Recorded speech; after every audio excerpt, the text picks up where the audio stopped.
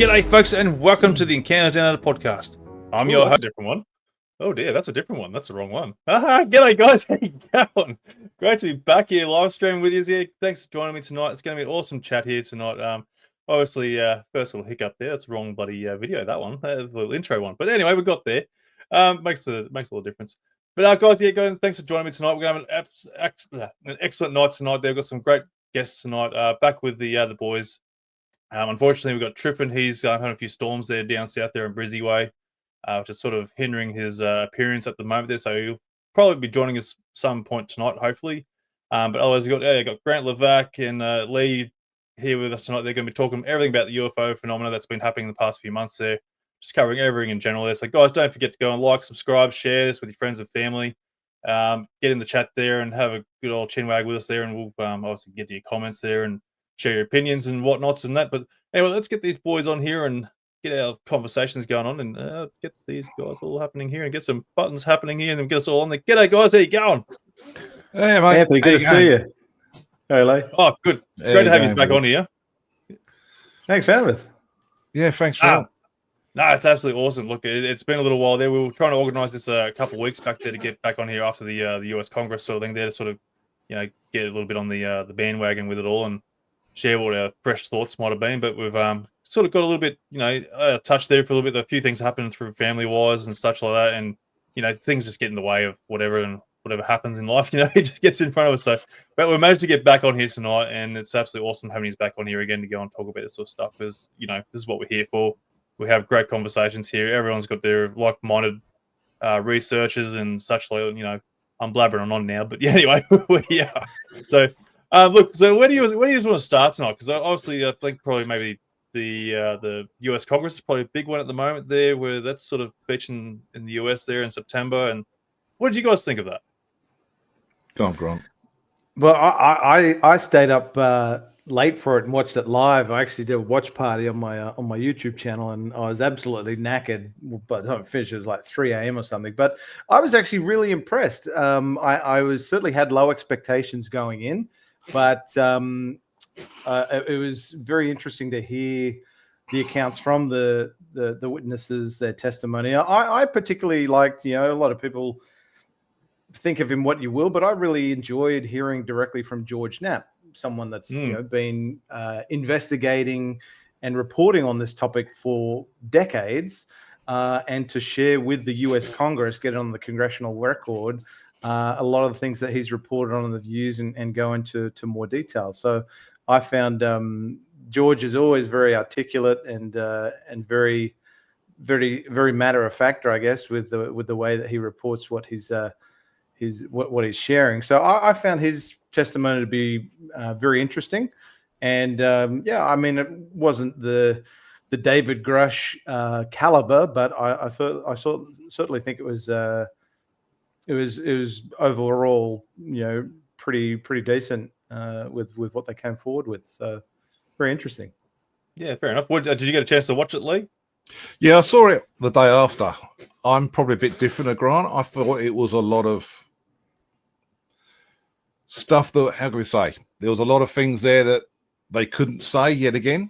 And I saw the interview of one of the guys afterwards with George Knapp and Jeremy Corbell, and I sat for nearly 2 hours of that, and I was like, none the wiser. And I think yet again it comes back to what we discussed last time, is the public want more than people saying, I can tell you in a skiff, I can tell you in a skiff. And there was an awful lot of that during it. That I personally found quite disappointing. Yeah, look, it was more or less much of the same, which we've heard before, which is anecdotal evidence, stories. No evidence was presented. The bit of evidence that was presented that was brought forward by Representative Burleson, I think was a mistake, because he and for the benefit of the audience that maybe hasn't seen the hearing, he presented video footage of an MQ-9 Reaper drone firing a Hellfire missile at something, an unidentified anomalous object, which he received that footage by way of a dead drop, which means it was an anonymous source. There was no vetting or due diligence of the provenance basically of that footage was unknown, and you think that he would have maybe learnt from what Lou Elizondo did at the Congressional Forum last year. Was presented a photograph of basically an irrigation circle. So it kind of felt like history repeated itself a little bit. I think there didn't need to be the presentation of video footage that had not been verified or vetted correctly. And unfortunately, I think that then took off, and the media basically went with that. And that was, pretty much in every media outlet's reporting this Hellfire missile that bounced off of some object, which I don't think is anything other than prosaic.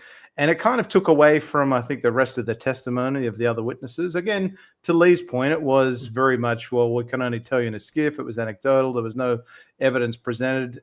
Very interesting what they had to say. But I think the video footage kind of overshadowed what they said to a degree. So that was my kind of gripe with the hearing. Yeah, I totally agree. Like my thoughts on the whole thing was, as you guys say, everything's all in skiff, no information, nothing too really overly outstanding on the whole thing there that really sort of gave hard evidence, or because it's just still, again, like it's all witness testimony. Yeah, they're under oath and all sorts of stuff there. My biggest shock was when George Nat actually dropped some names. He bombed a name, and I've been saying this all along. These guys need to start dropping names and throwing these people under the bus. And surprisingly, George Knapp actually threw a name under the bus. I can't remember the name, but it's like, holy shit, Glenn Gaffney, I think was the name. That sounds about right. Yeah, so I think the UFO community, those of us that follow this topic closely, will know of that name because it's been in Christopher Sharp's reporting and George Knapp and Jeremy Corbell's reporting, but to have that name formally entered into the congressional record, it was that was kind of a gasp moment. So it was refreshing to have a name dropped into testimony during the hearing. Yeah, and my thoughts on the Reaper drones footage there, like I sort of feel like that might have been a training video.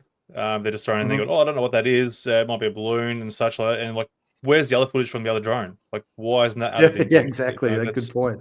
They're saying there's two Reaper drones there doing something in there, and why using a Hellfire missile that's not designed for aerial objects? That's a ground-based missile that doesn't explode. It just makes a big impact, and it's not designed to explode, basically blow up anything, and it's supposed to keep evidence there intact. As far as I'm aware, and to your point, video and photographic footage from the actual MQ-9 Reaper drone that fired that Hellfire missile would have been a lot more interesting to look at than, say, a God's view down from another drone. Seeing it deflected. So, why was it only that footage that was released and not the entire package? Yeah. So there's a few more questions there to go and ask into it. So sorry, Leigh, go for a moment. I think the gatekeepers or the people that know what's going on are getting their way at the moment. Is that a lot of it is being dumbed down. There's nothing new coming out. They're really managing to stuff can't get through Congress. They're really getting on top of it. And I think disclosure, personally, I think it's probably further away now via the Congress and from governments than probably it's ever been in the last 10 years. I mean, we've got people coming out, and it makes me believe more that it's going to come from the public, that disclosure is going to come more from people that are going to start speaking up in the public, or people that are terminally ill are going to speak up, because nothing new is really coming out now. It's really, if you look at what's been released since we last spoke, nothing of any relevance. There's been a lot of drones. True. There's been a lot of drone sightings, etc., bits and pieces, but nothing that we could really nail down and say we can work with this. We can discuss it as such. You're right. We haven't yet even heard from any. What of the 40 witnesses that David Grush interviewed over the course of a 2-year period? I mean, we still haven't really even heard from any firsthand witnesses that claim to have been involved in the legacy program. We've got firsthand witnesses that have seen something, but where are all of these folks that supposedly actually are in the legacy program, these whistleblowers that want to come forward. And the argument is that they're hesitant and reluctant to come forward because they're fearful of reprisals. But I mean, I think there were some far better choices that could have been made for folks to testify. I mean, Jay Stratton, head of the UAP task force, who David Grush reported to directly, James Lakatsky, you've got Admiral Tom Wilson, and you get him and Eric Davis to go back and forth to kind of get to the bottom of the Wilson Davis notes. I mean, I think they could have had some far more, interesting witnesses, those that we know of that have not yet testified in an open hearing before Congress. So yeah. a So bit I also frustrating liked on that. was it Anna Paluna, whatever her name is. Like, it's a weird name to say so quickly. But anyway, I think she threw Sean Kirkpatrick under the bus there as well, claiming he's full of shit. And that's a big claim. It's like, she probably is. Veiled threat saying, "Should I subpoena Sean Kirkpatrick?"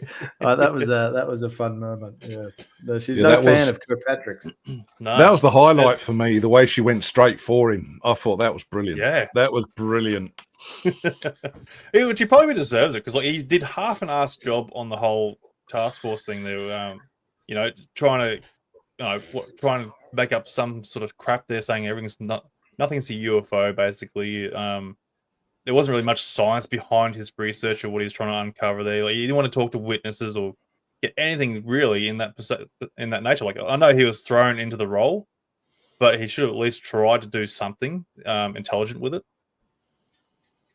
I know what your thoughts are on him. He didn't bring a very enthusiastic tone to the job that he was ordered to take, and I think that's why his replacement, Dr. John Kozlowski, is far more interesting. One, because he was a liaison to the UAP task force, so he is he is Jay Stratton kind of vouched for him to a degree when we found out that John Kozlowski was going to be replacing Kirkpatrick. And it's just unfortunate that I think Kirkpatrick's legacy has left a bad taste in people's mouth about Arrow in general, and which is unfortunate, because there is no doubt that there are in very intelligent, analytical minded people that work for Arrow, but now Arrow's reputation has been tarnished by the inaugural director. So here's to hope. I mean, it still remains to be seen what success John Kozlowski is going to have with Arrow 2.0, but the jury's kind of still out on his what his performance will be. So time will tell, I guess. But it's all gone very quiet. As you can see, I was about to say, we've heard nothing from John Kozlowski. I mean, I'd like to have seen that Matt Brown called as a witness, who leaked the Immaculate Constellation, because he did a couple of interviews with Corbell and Nat, and then we haven't heard from him. That's another one that just disappeared back into the ether. Did it sound weird, that interview, to you? Like, listening to that interview, it sounded like very AI-ish. I don't know if it sounded weird to you. Like, he would only put a few sentences together and then do another few sentences, and then it just sounded really weird. Like, the way he sort of presented himself. Like, it's not like we were having like a flowing conversation. He's like, so then I went to go and do this, and then but then I went to go and do this. It was a really weird sort of, I don't know, a conversation to me, I felt. Yeah, maybe felt a kind of a bit scripted, and to your point, Leigh, it probably would have been good to see him in a raw setting where it's just unfiltered, raw testimony. I mean, I don't know what to make to think of the Immaculate Constellation revelations, but and it's unfortunate. Like, since Grush came forward, we've had kind of these things that have come out, like Immaculate Constellation, like a new whistleblower, and it kind of doesn't move the needle forward at all. It's really, to your point, Leigh, it feels like everything's kind of plateaued, and it's there's feeling of stagnation now for a couple of years, and building on what we talked about at Cardwell, what is it going to take to kind of break the dam and move the conversation forward? And if there is something significant that happens in the public realm, the public domain, then that I think has the potential to advance the conversation. But everyone's now talking about the new documentary, The Age of Disclosure, which has taken a hell of a long time to come out. And for us that follow the topic, I don't think it's going to reveal anything new for us, but it's really, I think, intended to be kind of like the 60 Minutes piece that was done a few years ago on UAP. That was kind of quite explosive for, I guess, the general populace, the masses. And I think that's what the intention is behind this new documentary, The Age of Disclosure, to really expose the broader masses to this topic that really have never given it another thought above and beyond what they've maybe seen briefly in the news. So, do you think again, this new doco will achieve much at all, or do you think we're just going to be overflowing the same shit we've been listening to the last 50 odd years? Look, I think it will certainly. And the producer Dan Farrar was on with Bill Maher, promoting it just the other night. I think I have a feeling it will achieve what it probably intended to achieve, which is to expose the topic and open up the conversation to a much larger audience, rather than just Leigh, you often refer to it as a very much a small bubble that we're all in, because we're very much well versed and in tune with the topic. So I think it has the potential to expose this conversation to a much larger audience. I'm not expecting there to be anything overly new for us, but I am interested to hear from some of the folks that are interviewed that we maybe haven't heard from in great detail publicly to date. Like Marco Rubio, he's been in interviews on news networks where he's talked about UAP, but it's only been very brief and fleeting. So he's interviewed pretty extensively in this documentary. And Jay Stratton is another one that I'm keen to hear from, because he's only really been on the record in, I think, a small number of interviews that have been with George Knapp and Jeremy Corbell. So they're just two folks that I'm interested to hear from and see in the documentary.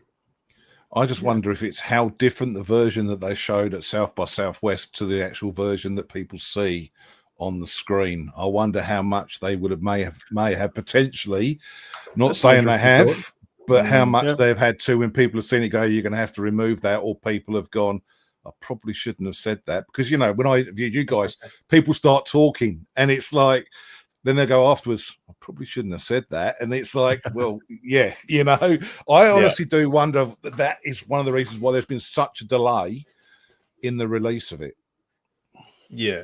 No, which is there's a couple of things I think that's one, and it'd be interesting. A good mate of mine who is good pals with Dan Farrar, producer of The Age of Disclosure. He actually saw it at South by Southwest earlier this year. So I'll have to hit him up when it's released on Amazon Prime and say, hey, was there anything that was different from what you saw, what you was premiered at South by Southwest with what's been put out on Amazon Prime? So that's certainly a plausible explanation. I think also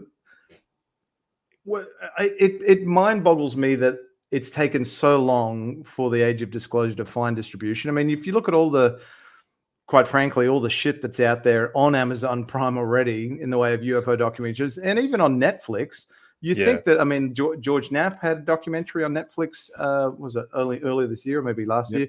So you think that Netflix would be a perfect vehicle or platform for a documentary like this to get picked up, and yet they've really struggled to get distribution. And if you look at some of the recent reporting, Dan Farrar created his own distribution company and basically self-distributed the film with Amazon. So Amazon have picked it up, and I think there is going to be a very limited theatrical release in some theaters in major cities in the US.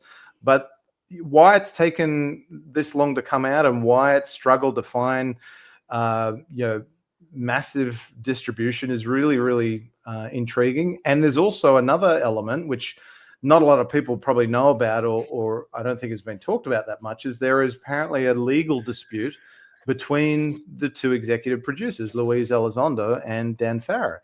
Now, could that throw that in the mix? Could that be another reason why that there's been such a delay in getting this documentary out?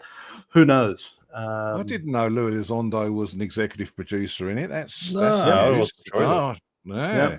He's featured in it. He narrates it. He's featured in it. And he's also an executive producer along with Dan Farrow. Yeah. Okay. Oh, there you go. That's interesting. That is interesting. Because Lou, another one who's vanished off of the scene. There was this big Lou Elizondo was on every podcast that there was. Now he's vanished off the face of the earth. So it's ever since was it last Congress there? What was that, like a couple of years ago? Lou was in that one. Then he just he sort of went last year. Was it November of last year, I think. Yeah. And that's where he sort of went off the radar there. He dropped off. And we've heard nothing of any relevance from Lou at all since. No, well, and he's now actually in his home state of Wyoming. He's started up a Mexican restaurant with some I heard pals something of his about that. or colleagues called Bombshells. So he's now a restaurateur. He's in that business. So I mean, is that him, packing up shop on the UFO topic and kind of moving into a whole new area? Who knows? I don't know, but that's what he's doing in his obviously to earn some coin.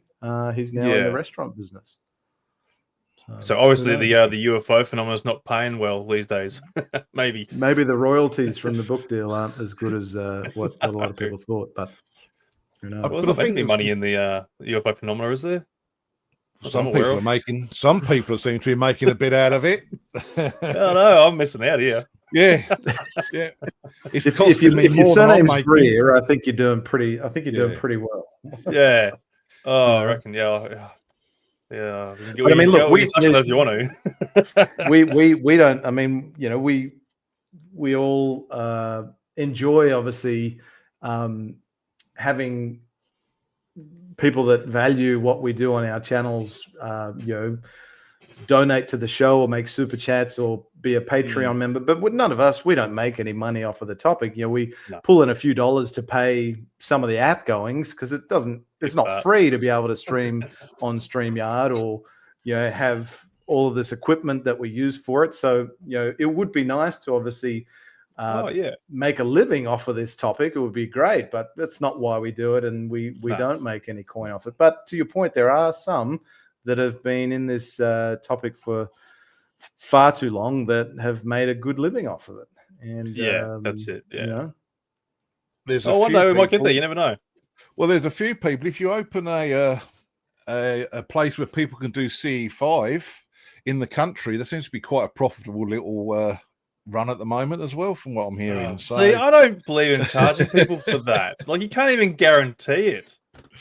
Like, apparently there's money to be made. A few $100 a session. Yeah, I know. So, I've got a big backyard. Make it look like a UFO, and there's one. Look there. I've got a big backyard at the back, so maybe we should get a few people around here, and I should charge $400 or $500 for the privilege at night to sit in a swampy backyard. So that's the worst part too, though. Like, people claim they can go and summon these crafts, and that there's still never any like real video evidence. Nothing that's really convincing or indisputable evidence that says this can work. Like, we've got all this technology, we've got infrared cameras, we've got their own phone cameras there. Like, what are they actually seeing besides mistaking something as a satellite going past and such? There's nothing there that points and proves the point that they are a genuine alien craft or some unknown craft that's flying by. Yeah, and if they do have as much success as they claim that they have, where is the scientific research into the validity of CE5? I mean, there's no peer-reviewed scientific journal or research on CE5, so it's very much still, some will say pseudoscience, some will say it's just hocus pocus. I mean, I don't have an opinion either way because one, I've never tried it, and two, I don't know enough about it. But if people that proclaim that they can do it and have repeated success with it, well, where is the scientific findings to have the scientific community appraise that research? And that's one of, I think, the criticisms of what the Skywatcher team Skywatcher team are doing with their psionic assets is, well, where's the data that can be scientifically appraised, and where's the peer review data that can be looked at? And apparently that's what they're working towards in their next phase. So again, time may tell on that front. But yeah, Skywatcher's the ones that they've got the cameras in it, or the data, like they're supposed to pick up objects. They've been there for a fair while now, haven't they? Is it what I'm thinking of? Yeah, Jake Barber's like they've been there for a long time. And Jake Barber was. Sorry, yeah, no, you're right, keep going. No, Jake Barber is part of the Skywatcher team, right. And one of their members, his name is James Fowler. He was the architect behind the dog whistle, the mechanical, the device that could summon UAP. Well, he's now since left, from what I understand. He's since left Skywatcher and has now been contracted back with the Pentagon. So does that mean that Skywatcher is only left with its psionic assets to do the work? But Jake Barber was only at the Soul Symposium, Soul Foundation's conference, third annual conference it was in Italy, just over the last weekend, I believe. And that's actually a conference that I would love to go to, because it does have a very scientific, it looks at it through a scientific lens, data. It's not what you would expect if you went to, say, a contact in the desert or a consciousness expo or whatever it might be. It's actually taking the topic seriously through a scientific lens, policy lens, trying to get governments to look at this topic seriously as something that's worthy of scientific analysis and investigation and scrutiny. So I had a couple of mates of mine, Aussies, went there, and I'm looking forward to getting their full report. But that, of all the conferences that are that happen each year, that is one that I would love to get along to, because it's you kind of get the cream of the crop of terms of researchers and those that are heavily invested in the topic from a scientific perspective. Yeah, and I think that's the issue nowadays, is the public are probably the word's weary of being told this very bad grainy footage. And I think people, and everyone asks the same question as Anthony, with modern day cameras, etc., where's the good footage? And I think that has led to a little bit of the public being a bit complacent, a bit fed up. We've heard it all before. We know some of the images are no better than were in the 1980s. People with anecdotal with stories, and the first thing you ask now is, where's the evidence? Where can you? And I'm not saying experiencers and people that aren't telling the truth. I believe a lot of them are. Yeah. But people, I could sit in the film we're doing, I could sit 100 experiences down. But at the end of the day, to appeal to the masses, the first question anyone's going to ask is, where's the proof? Where's the hard data? And I've swung back and forth with this for the last 2 to 3 years, is that, as I said, I've dealt with a lot of experiences, as you know, and they're great stories, and they're not stories, their life experiences are incredible. But I want to put someone up there on screen that everyone's going to turn around and go, well, that's a load of, because it's their truth, it's their experience, and you don't want, but you need some hard data to go with it now, because people have heard these stories so often from so many different people that it's like, well, we want to see the craft, we want to see this, we want to see the Roswells, we want to know more about it.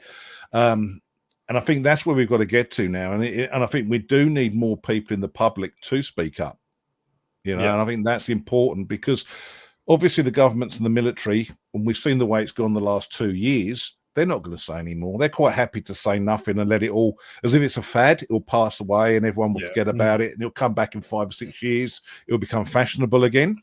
But I think we, and what us guys do on podcasts, that we've got to push the message that it's got to come. People have got to speak up in the public. And there is people out there, I would say, with some very, very good photos, some very good imagery. to go with their stories, their life experiences. And I think we've got to keep pushing that point that these people have got to come forward, because their story could change potentially the course of human history. You know, there's someone out there, there's people out there who've had genuine experiences, they've got the footage, have got the proof, got the evidence, and they need to talk up. They're not going to get ridiculed like they would in the 80s, the 90s. I think we're a lot past that, and I think we're getting better at it. I think we've got a long way to go, but it's not like you're all loons. You know, since we spoke the other month about COVID, we were all conspiracy theorists. Now we're the cool kids. Everyone wants to know our experiences, wants to know from people like Grant, from you, Anthony, and that for me to make my film. They want to hear what's going on. They want to know, but they also want the hard proof. And I think that's the critical part we're at now, that we need the hard proof. If you go somewhere, you've got to look at the environment. If an alleged crash happens somewhere, you've got to look at the soil. You've got to prove or give a compelling argument that something happened. You can't just walk down the road and go, someone spotted a UFO here. Because I think so I'll let you go on, Anthony. I was going to say, like, on that, like, we do need hard evidence, but when you look at through social medias and such at the moment, there's so much crap on there, and there's a lot. As I mentioned a lot of times in the past, even at the at Cardwell and such a lot, there's a lot of crap out there, and a lot of people aren't aware of what they're actually looking at. So people will try and claim something as a UFO and say, "I've had a UFO experience," but it could be something that's totally explainable. And that's probably one of the hardest parts of trying to get around with people. They're like, you need to know the differences between something that is explainable to something that is unexplainable. Like, you might have a big full-on story that, like, you know, I saw an object and it flared up and went all bright and stuff like that, and then disappeared. And it's like, well, what kind of context are we talking about here? Are we seeing like a slow-moving object going across the sky, and then it like went bright all of a sudden, and then just faded away in the distance, or it just like zoom, like, you know, flare up and then disappear like a massive speed across the sky? Like, these are the differences that people need to go and sort of know and understand, that it is explainable to unexplainable. Because half the time, you know, a satellite going over the top of you will catch that perfect bit of light reflection from the sun, flare up brightly, and then just fade away because it's gone to the darker side of the Earth. And then people think that's a UFO. And it's like, no, like, people aren't thinking logically and want to jump on the UFO bandwagon and think they've had an experience, which they haven't. And I'll get to the chat there soon there, guys. But one of the names that popped up in here from Starseeds Down Under, now she's mentioned Peter Maxwell. I'm sorry, I'm not a fan of Peter Maxwell at all. I'll call him out as an absolute hoaxer and an absolute bullshit artist, because I've called him out before. I've been banned off his channels and whatnot because I called out his bullshit. So, and you'll also notice on his Facebook pages that you can't comment on his shit. You know, you can't call him out because he doesn't want to be called out. You know, it's an absolute fraud, fucking bullshit thing there. If you're not going to go and have a fan base there sharing whatever bullshit you want to share and not have the opinions of the people that are going to look into it, then you shouldn't be sharing this crap. You're not genuine. So I'm sorry. That's where it needs to come. I agree with you, Anthony. I think if you're prepared to come out and make some pretty bold and fantastical claims, you should then accept the fact that you can be challenged on those claims and asked to present evidence to support those claims, and be asked of it in a respectful manner. Right? You know, that doesn't serve anyone. For me, if you, Leigh, made an extraordinary claim and I just called you a bullshit artist and you discredit you at face value, that's not serving anyone well. But I can ask you respectfully, well, what evidence do you have to support those claims? And I think, unfortunately, time and time again, too many people that claim to be an insider, they got inside knowledge, or they claim something fantastical, then they get all up in arms when they get challenged on their claims. And unfortunately, I think that's, and we've seen that, you know, there is a real risk that people can be manipulated on this topic. I mean, look at everything that's happening at the moment with the 3i Atlas. You know, you've got there are some big social media accounts out there on Instagram and TikTok and X that just blatantly promote bullshit, you know, AI as, you know, look at 3i Atlas. I mean, one I saw the other day was a single-celled organism under a microscope that some fool on X was saying, look, this is 3i Atlas, just to get clicks and views so he can monetize his from his audience. And unfortunately, you know, people that that are none the wiser, that maybe they don't know how to do their due diligence. And that's what I really enjoyed about your talk at Cardwell, Anthony, is you actually gave people some strategies that they can think about on, well, what are the sorts of things I should be thinking about, questions I should be asked if I see something in the sky that I can't identify, or someone presents me with something I can't identify, things that people can do to try to, dot the I's and cross the T's and cross it off a list.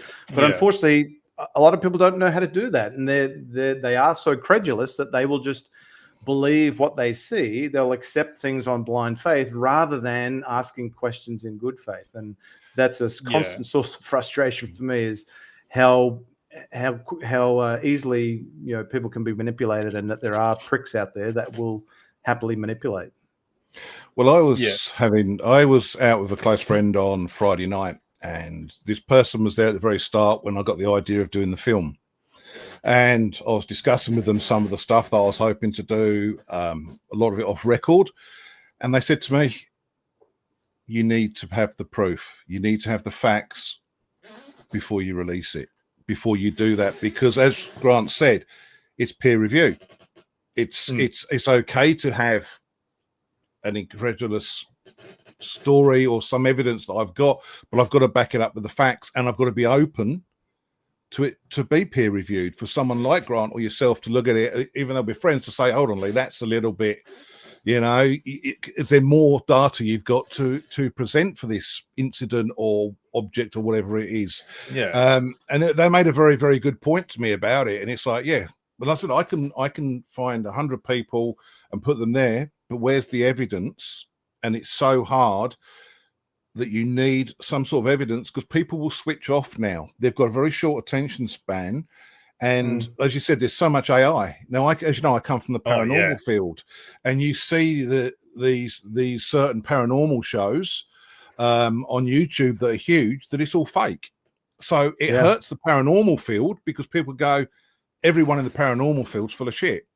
And it's not, and it's disrespectful to the serious researchers within that field. And you see the Sam Colbys, the twins, all these people that you see, the Zach Baggins of the world, it's all faked and it's all staged. So everyone has the impression that it's all faked, and that when certain things do happen to people.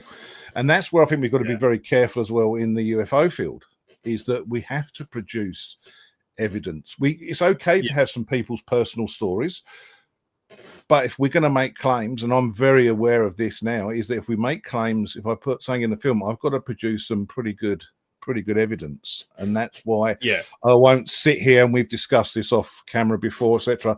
I'm not going to be one of those say, well, I've got this going, but I'm not going to tell you about it. It's not fair.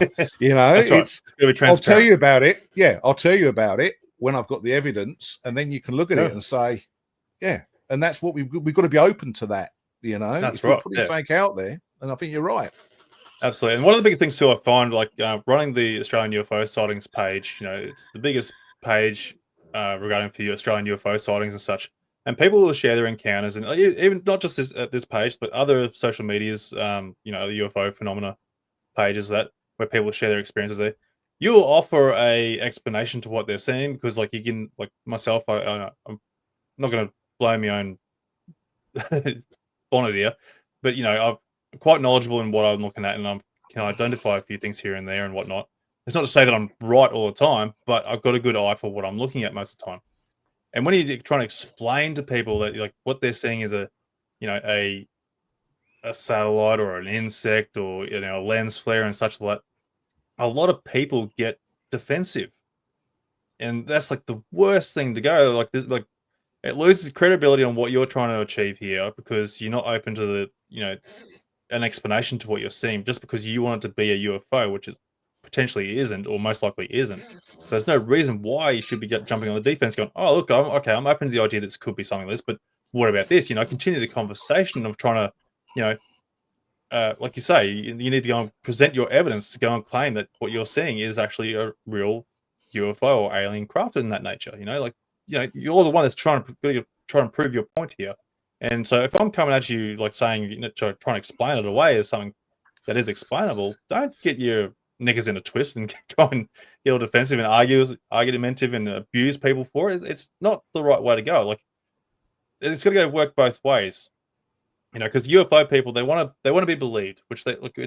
You'll give you your chance. Like, we do believe you to a point, right? Because we can't dismiss your claim. You've had an experience there. We weren't there to go and say otherwise. So what you're saying is your truth, and we've got to follow. And yeah, okay, cool. Let's look. That sounds like a potential sighting what you've had there. So, but no, I've lost myself now. Again, I'm bad for this. But you know what I'm trying to get at. I can give you an example. And the gentleman hopefully doesn't mind me talking about him. I'll leave his name and location out of it. Gentleman that's going to be in the film has an incredible story, and he's got some x-rays to back up his story. Now, I spoke to someone at Cardwell, and they actually said, I'd like to see these, who's in the medical profession, and to have a look at them and get a third opinion. Now, straight away, I'm happy with that. I'm happy with that because it may also give this gentleman closure on what it is. And the x-rays, from what I can see, and I've spoken to medical people myself, are very, very compelling. Very compelling. But the more expert witnesses I can get, who I'm not a medical professional, that to say yes, then that's done, because the people that I'm getting to look at this evidence are credible people within the field, and it is very, very compelling evidence this gentleman's got, very compelling story. But I need a professional in that field to go, this here is not normal. And I know when the gentleman had the x-rays done, the radiologist said to him, this isn't normal. But I need someone to go on camera to say, this isn't anything we've seen in the medical profession. And I think that's important, that you get that professional expertise, because I'm no expert in the medical field. And I said the gentleman's story is extremely compelling. I believe him 100%, and he's produced the evidence, but the evidence has still got to go and be peer reviewed. And that's important. This is where I sort of feel it needs to also get a second or a third opinion on that as well, because you can't just have one claim there, because one person could be wrong on that nature. Like a good example, I'll throw these guys under the bus a little bit there. Like MUFON, they're very trusted in the old UFO phenomena, of reports. And I've had people go, oh yeah, no, this guy from MUFON here says blah blah blah blah blah. This is real. It's like this is a genuine UFO craft. And it's like, what part of that looks like an alien craft? It's just a blob of light that did nothing. And then I've done the research back to it, and it turned out it was the International Space Station. It's like, well, how can someone be telling you that's a UFO craft when I can give you evidence of where you were at that right time, spot, time, place, date, whatever, and this is going over, and that's what your blob of light actually looks like. It's not to say that I was right either, but I could present the evidence to go with that. But then, why are these other expert organizations claiming something that's not, or not doing the hard research? It's very hard on who you trust these days to go and give you that hard evidence and expert opinion. That's a good point. And I mean, I think if there was one person that I would love to see a genuine UFO, it would be Mick West, because he would know exactly what questions he should be asking himself, what he should be. He's going to get on flight radar. He's going to look at, well, what is the time? What's the wind doing? What direction is it headed? Are there any other objects in the foreground to give frame of reference and depth of field? But unfortunately, not everyone. And to his credit, actually, Mick West a while ago put out on social media. He actually put a post. He said, "Look, if you do see a UFO, these are some things that you should consider doing." And it was actually some really valuable advice on, rather than just having a single source of data, which is, crappy video footage on your iPhone, you're getting corresponded data sources as well. All the other, and that then, in its totality, can paint a much more compelling picture for what it is that that may be truly anomalous, or maybe something that's completely prosaic and it's just been misidentified. So, again, but we're fortunate in that we kind of have been at this for a while, so we know that misidentification is 99% of what people observe, and they don't know what due diligence they should be undertaking to kind of cross off the list. What is it? What could it be that's prosaic? Whereas, and if people that were truly interested in this topic took it upon themselves to kind of think, all right, we'll have a chat with you, Anthony, or follow what Mick West has recommended, questions and a checklist that they should go through if they do observe something. I mean, that sometimes I imagine, I've never had an observation myself. It's on my bucket list, and I imagine that if you see something truly extraordinary in the heat of the moment, it could elicit quite an emotional response for you. So it'd be hard to kind of snap out of that frame of thought and then think about what are the things I should be doing to capture more data that goes along with what I've just seen. But that's if we go along with this line of thought that we've got here, that we need evidence, can we name a documentary in the last 5-10 years that we can't say is just hearsay anymore? Because it's a lot of special people or people in the know that have sat there, and have they actually anyone really produced any genuine evidence in any of these docos in the last 5 years? I think we'd be really hard pressed. Yeah, I think we'd be hard pressed to actually find anyone that you're going to sit there and say, if we go on, like I said, if we look at this as a benchmark, it's all hearsay, really, because they're not telling us. And so much stuff now is parroted. You can watch 5 podcasts some of these people on, and it's all the same, parroted. And a lot of the interviewers don't want to ask the hard questions or push them. I love Joe Rogan, but he doesn't really push them enough. You want to see he had Hal Puthoff on there. He could have he had the chance to nail him real big time, and he didn't. I think Hal Puthoff ended up controlling the narrative for that conversation when Joe Rogan had a perfect opportunity to really nail him down with, I've been told this, I've heard this, and Joe Rogan hears things all the time. Oh shit, yeah, he does.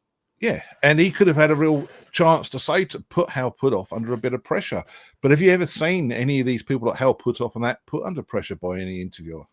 I can't remember a time when I have. No, I sort of feel like Joe Rogan. He gets them up the night before, I think, and then he always has a cigar or his joint with them there, and then talk shit, and then they'll have a conversation, a private conversation, which and then I think they'll then go in there with know what to ask and what not to ask, if that makes sense. That's why I sort of feel like it's a little bit narrated that way. Yeah. Which is unfortunate. Well, that's a frustrating thing with he'll take them out to dinner the night before the interview, and he and that's true of his interview with Bob Lazar. Apparently, Bob Lazar had told Joe Rogan something in private, which is not ever entered into the public domain, and that's like, well, that's frustrating. Why is there information that's being held back? That could add credence or take away from the claim that's been made. So it's the kind of the stuff that's told in confidence is sometimes frustrating. I mean, if Bob Lazar is prepared to tell a small handful of people something that is not in the public domain, public realm, well, why is that why is there a gatekeeping effort to keep that information amongst a small group of individuals? Why is it not worthy of sharing it with the masses? And that is an ongoing source of frustration. It's not just that's just one example, but we see that time and time again in this community. I mean, I've said, with all of I've had people reach out to me with claims and some pretty fantastical information. I won't put it out there unless, to your point, Leigh, I've got some data that can corroborate it, that can add validity to it, or maybe refute it. And that's what I've tried to do with Dr. Stephen Greer's claims. In the past, he has claimed on repeated occasions that he had briefed the former Australian Minister for Defence, Stephen Smith, in 2013, when he has never provided any supporting evidence to back up that claim, and I've been able to track down documentary evidence that refutes that claim. So I feel like I have an obligation. If I'm pursuing a claim, I'm going to put it out there when I feel confident I've got data that can add to the information that's put out there. And I think we discussed this at Cardwell. I've got a mantra: is I'm not saying anything. I'm not going to, like you see some of these people dangle carrots. I'm just not going to say anything because it's not fair. The public look to us, whether we like it or not, to us to help push the narrative. I'm just not going to say anything because it's not fair. And I've sat there and I've watched these podcasts. I'm there like, shit, tell me something I don't know. You know, it's like, show me something. And I'm exactly the same as the audience. Show me it. Stop talking about it. So my mantra is, I'm just not going to say anything. I'm not going to drop hints. I'm not going to, it's not right to do it. And I think it's just as frustrating for us guys. And I understand the audience's frustration with, you've got certain people who will drop hints or drop little breadcrumbs in interviews. If you've got nothing to back it up, just don't. Or if you can't say anything because of security reasons, etc., just don't say anything. And that's that. I mean, I don't say stuff even to the family or to close friends because I can't back it. It's not my story to tell, and I'm not going to drop breadcrumbs anywhere. And I think that's very important that we've got to look at it that way. Is that people don't do that, because that will turn the public away when they sit there and they'll go, oh, it's another interview with so and so, and it's going to be the same breadcrumbs dropped, and then it will stop. Now, if it's for national security reasons, just don't say anything. Just don't say anything, because you've got so many people forensically watching this stuff, and they start guessing where certain things are, where this incident happened. Just don't say anything. And I think that's the best mantra that I work with, is I'm just not going to say anything. Yeah, and I think that's the best way. It doesn't embarrass anyone. It doesn't put me in a position where I'm going to get questioned. Yeah, just zip. I'm not going to say anything. And that's the best thing too. If they present the evidence there, people can't play the guessing game and go and make assumptions on what that is. You know, they can't make a new conspiracy out of nothing. You know, that gets rid of that whole ability where people can do that. You know, just bring out that hard evidence, that undeniable, like everything that you can present, like, you know, cover all the bases to say that this is what I've encountered. And, you know, I've gone through my own sort of, like, you know, process of elimination here. It wasn't a helicopter, it wasn't a drone, it wasn't a satellite. You know, if people keep bringing this sort of stuff and make sure they're doing their own, you know, critical analysis, it will help in a long way when it comes to a form of disclosure for public wise anyway. Because I think there is a real form of disclosure fatigue as well. Like, I mean, the trust me, bro thing is a real thing now. I mean, we kind of, you know, for those that have been invested in this topic that are much older than us, I mean, they've, you know, we're talking about 80 years of anecdotal evidence, and we, the general public, are yet to see any hard verifiable evidence on many of these claims. And for us that are kind of now all on podcasts talking about it, we're the kind of the new generation, the new kids on the block, that since 2017, when it all came out in the New York Times, bombshell articles, well, we still really haven't seen any you know, verifiable evidence or evidence that would satisfy our curiosity above and beyond just the stories that have been told or the testimony. And that's not to discount someone's testimony of what they've seen, what they've experienced. I just can't do anything with someone's experience because there's no corroborating data that goes along with it. Yeah. So I think there is this real sense of disclosure fatigue, and that we just want, you know, we've been hearing these same common threads and stories for so long now. We just want some supporting evidence that's going to help move our thinking, and you know, and add credibility to what people are saying they've seen or they've experienced or they're a part of. Yeah, absolutely. So right, I've got one question here for you. I can't say I've heard the name before, but for some reason I mustn't have looked into it. But anyway, Starseas Down Under asked the question: have you heard of Dr. Michael Salo? He's an Australian, works in Florida, currently working disclosure on a level that has taken me to a new level. Dr. Salo, where do we go then? Get him on the show. So yeah, I can't say I really looked into him, unfortunately. if I think it's correct, he's designed or built an instrument from, if I'm correct, I may be wrong, that detects differences in the atmosphere, etc., around people when something happens. I think that's what he was doing a few months ago. He was on a podcast talking about it. So it was a scientific instrument that would show if something happened in the environment around the person, if they're having an experience or a dream or something. I think that's what he was doing. I could be wrong, but yeah, I know that Crusher guy from YouTube has done some work with him. So that Carl probably Vise, doesn't. yep. Yeah, I'm the jury's out on him as far as I'm concerned with that one. But I know that Michael Sallo's done some work. I'm pretty certain he has. I could be wrong. So okay. I know of Dr. Michael Sallo. I don't know him, or I think we follow each other on X, and he might have retweeted something of mine back in the day. But I don't know enough about his line of research or what his key focus is. Yeah, fair enough. I've also got another one here from Salam Wandimu. I don't know if he's still in the chat there or not, but I want to go into ufology studies in specific schools or colleges. You won't find anything in regards to UFO studies. It's all personal research. There's nothing really. MUFON might give you a bit of a introduction on how to research it.Maybe I think they might have something there. I'm pretty sure there's like some sort of textbook, maybe, or not.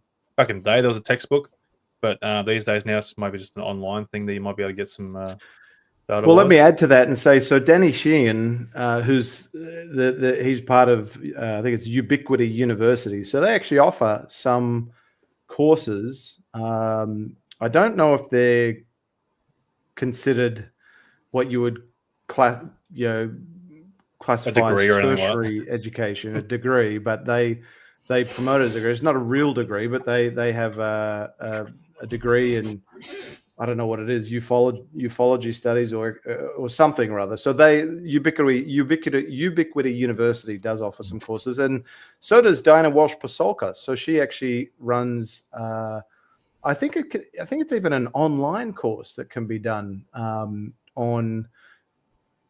Again, I don't know what the topic of study is, other than it being around ufology. So there are some courses out there that you could explore. They're just two that I know of, but in a broader sense, the academic community has really still not largely touched this subject.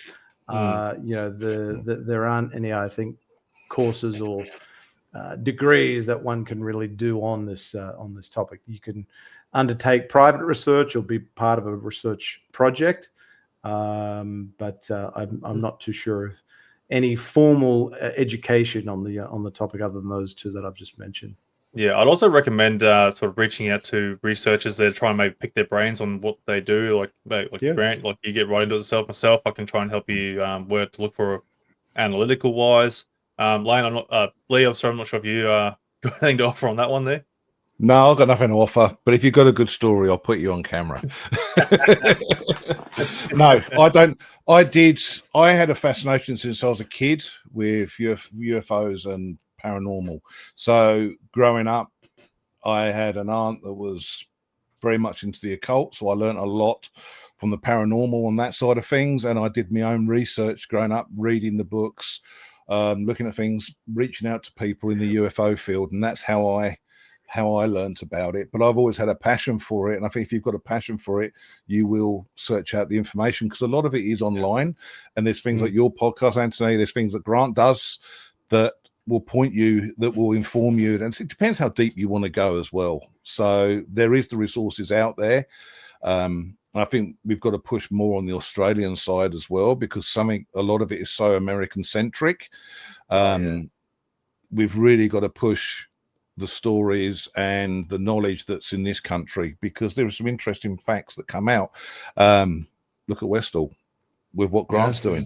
That's that's a class as one of the top, was it the top 5 cases in the world? It's very high up there that people talk about Westall. So they're the sort of things. Watch Grant's podcast when he does stuff about Westall and everything. He's pushing the agenda on that, and learn about your own stuff in the backyard, because there's plenty that's happened over here.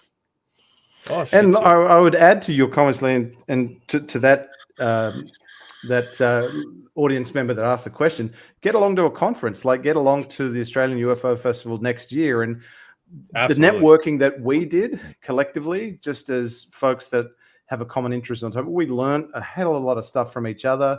You learn from people that just come up to you and talk to you after you have, after I did my presentation, I had a couple of people that were ex-military that came up and shared some of their stories. So you actually learn a lot from just being in the same space as people, get along to a conference and be there in person. And that's what I've heard from some folks that attended the Soul Foundation Symposium in Italy, that it was not so much the talks and the speaking engagements that they got a lot from. It was actually the networking opportunities and learning from other people that you're interested in asking questions of, or that are following similar topics that you're interested in. So that would just be what I would add to that on the tail end of that. Yeah, no, that sounds good. So another question, I'll just go through the questions there, then we'll go and touch on obviously what you've been doing, Grant, then what I've been doing a little bit too. But just to kind of catch up on the comments here before we lose them too much. I think Triffon's probably, I think he chimed in as well. Evening, gents, finally got connected, so he might be waiting in the wings somewhere. So. Phone isn't working either. No, he's got nothing. The last message I got there. Anyway, so I was going to say Vic. We'll go Vic. What do you think of Bob Lazar? So yeah, I know which one you want to go and have your opinion there on. Do you want to go first about Bob Lazar earlier? I mean, I find his accounts fascinating. I mean, it's incredibly interesting, and I've been, I guess, curious about Bob Lazar's account since I was a young fella. The thing that kind of has me sitting on the fence with Bob Lazar is there's a big gaping hole in evidence to support his education. He's made claims that he studied at MIT and another university. The counter argument there that some people will make, they'll say that, well, because it was pulled into such a deep classified program that they were able to wipe all record of his education and his degrees that he did. I don't know if I entirely buy that argument. So that's kind of a red flag area for me. But I find his account, it is fantastical and it's very interesting. I just haven't seen any evidence that's been put out there that supports. It for me, there's nothing that has been put out there to support his claims so that it would be beyond a reasonable doubt for me. Yeah, just to quickly throw it in there. Sorry, Leigh. I'd love to see him on the Congress as a witness. Sorry. Go, Leigh. Example. Yeah. I want to believe him. I've always been a fan of Bob Lazar. I think that I personally believe he's telling the truth. But as Grant said, there is holes in the story. His story has always stayed the same since day one. Point. Yeah. So that gives him, he hasn't changed. He's never changed his story. And that's one of the reasons I find it his story very compelling. I know there's meant to be a film coming out about him, done by a couple of guys. One of them's a friend of Chris Ramsey's that they've actually remodeled, used AI to remodel the areas where he alleges he works, where he worked, and the craft, etc. And it's meant to be as 360 version as well. I can't remember what it's called, but I think it's just called S4. The Bob Lazar story. So it's been delayed. It was supposed to come out, I think last year, and I think it's scheduled for release soon. So it's supposed to come out, but they've basically recreated the whole environment that Bob Lazar talks about in his claims using Real Engine. I think they've created a very immersive world of what Bob Lazar recounted, and there's going to be a documentary film, and there'll be a virtual reality experience, I think. So if you wanted to then immerse yourself into that world that they've recreated using Real Engine, you can. So that's a documentary I'd be very interested to watch when it comes out. So what I would say with Bob Lazar is that the amount of what's happened to him in his life since he spoke up, that he's received so much negative attention. You know, he's been through the ringer so much, his credibility, etc. That if the way I look at it, if he was looking just for attention, that's not. And this is what I say to a lot of experiences as well. It's not always the best attention that they get. You know, so why would you put yourself through that if you weren't telling the truth? And that's what I would like to think with Bob Lazar. Like I say, when I speak to experiences, they tell me their stories and what's happened to them and the negativity from family members through to friends, etc. And I think, why would you put yourself through that if you weren't telling the truth? That's saying, why would you do it when you get, there's so many keyboard warriors out there, what they go through, why would you make up a story just to be humiliated and abused? And so I think I'd like to think they're telling the truth, but I'm with Grant that there is holes there in some of his education and that, but his story has never changed. I'm totally agreeing with what it is all. As you say, there's some loopholes there, and I'm hoping when he gets closer to his deathbed that he might come out with the full thing, and if he obviously is genuine and comes out with it, a full disclosure of everything that's happened, like no more hidden little secrets here and there. The other thing is too, like, he's never really monetized off it.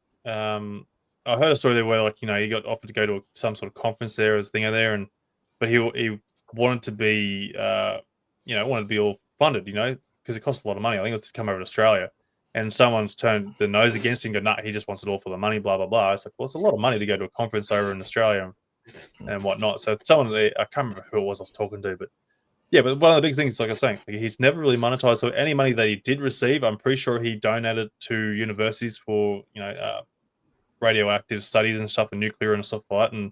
And we've got old Triffon there. I'll get him on in a sec there. Hang on there, old young fella. Down here, old fella. Anyway. That's a good point. That's a good point, Anthony. Like, if you look at, do a side-by-side comparison, and obviously very different in what they've told, but if you look at Bob Lazar versus a Corey Good, like, Corey Good has just monetized the crap out of the bullshit that he's put out there, whereas Bob Lazar, yes, he has monetized it. He had a book called Dreamland that came out. He was on some TV specials probably in the early 90s. But to your point, Anthony, for the most part, he's lived as much as he could a normal life. He's got his own scientific supplies store that he has up in, I think it's the western northwestern part of the United States. He's tried to live very much a normal life without going to conferences, not doing speaking engagements. Obviously, when the Jeremy Corbell documentary came out a number of years ago on Netflix, he obviously did the media circuit to promote the documentary. But I agree with you. He's not blatantly gone out there to make a quick buck off selling his story, unlike someone like, say, Corey Good. And I think, to be clear, we're like ourselves. When we went to Cardwell, we made no money out of that. We all were out of pocket. We all travelled ourselves. I mean, Grant came from Melbourne. I drove up from Brisbane. You come up from up north. And there's no money there. You don't get paid for your time. There is no, and that's what goes back to earlier. Anyone thinks we're all sitting here making loads of money. I can tell you now, filmmaking puts me very badly in the red. I will make no money out of the film when it's released. And it's the same when we go and do talks, or when we're doing this. We're giving up our time, which we willingly do from our families, our weekends, to actually help promote and get the word out there that this is what's going on. And I think people do get confused. And I mean, Bob Lazar's quite right. If he wanted money to travel to Australia, it's not cheap. Yeah, absolutely. He's not asking appearance money. He's just asking for his fare to be covered. And I've got no problem with someone doing that. That's fair enough. Absolutely. Yeah, absolutely. So we've got Triffon here finally. So now the show's going to go for another hour and a half, 2 hours. So g'day, Triff. How you going, mate? Hello, mate. How are you? Good, mate. Good to see you back here, mate. Well, yeah, some storms down there running amok on you. Oh yeah, man. And Optus has just been a bloody nightmare, to be perfectly honest. I brought Angus along with me. There's your problem right there, Optus. Yeah, it is exactly the We can't be problem. any better than Telstra. Right. Telstra's unreliable themselves. Bloody hell. Yes. But I was thinking, because I think we're just sitting here listening, we're like, we weren't going to jump in. We're like, nah, let's talk about Bob. So I think with Bob, there was a fair bit of stuff that has actually been proven true. And I agree with Grant that his education is not, there's definite holes that have been seen. However, stuff like the hand scanner, there's been a fair few things that have been corroborated over the years from Bob's story. But you were saying, Angus, you reckon you might have been part of a PSYOP as well. Like after, I was going to say, before you get talked a lot too about far Bob ahead in there, this Imps week. is your friend there, mate. No one knows who you got there. G'day, guys. How's it going? They'd know his voice if they listen to the show. This is Angus. Hey, how are you? Hey, mate. He tried to save me with the internet. So Did my best, but Done the well. old iPhone compatibility problem didn't help. But So you think Bob was- sorry, yeah. You- Well, it's his connection with John Leigh, yeah, his friendship with John Leigh, John Leigh is and the memos from a general I can't remember the name of, but it's pretty well known sort of stuff where the general actually called John Leigh, what was it, a useful idiot or something like that. So I think there's a dissemination of information there as well. At least there's some evidence to point towards some fingers in the pies there with like the kind of information that Bob may have received. Now, only partially, like element 115, the hand scanner, some of the information that he's put forward over the years has eventually come out to be true or a thing. But I think the limited amount of stuff that actually did come out goes to point to the fact that the limited amount of stuff he might have actually been exposed to and how much of the information he actually has recited was possibly like PSYOP to disseminate false information. You get me? The one that he doesn't really want to talk about is the fact that the small thing that he saw through the window, he's mentioned it, but he doesn't want to go into detail about it, right? Because he believes that could be bullshit. So he doesn't want to sort of go into it, but he's like, he has admitted that he observed some things through a window in a door, but he's like, I don't want to speculate because I feel like by that stage, he felt like they were taking the piss. And wasn't, and I mean, if you listen to John Leigh said some crazy stuff, man. Like he said some pretty outrageous things over the years that haven't been. There's a lot of drugs involved there. That's why there was a lot of drugs that were involved with John Leigh. Yeah.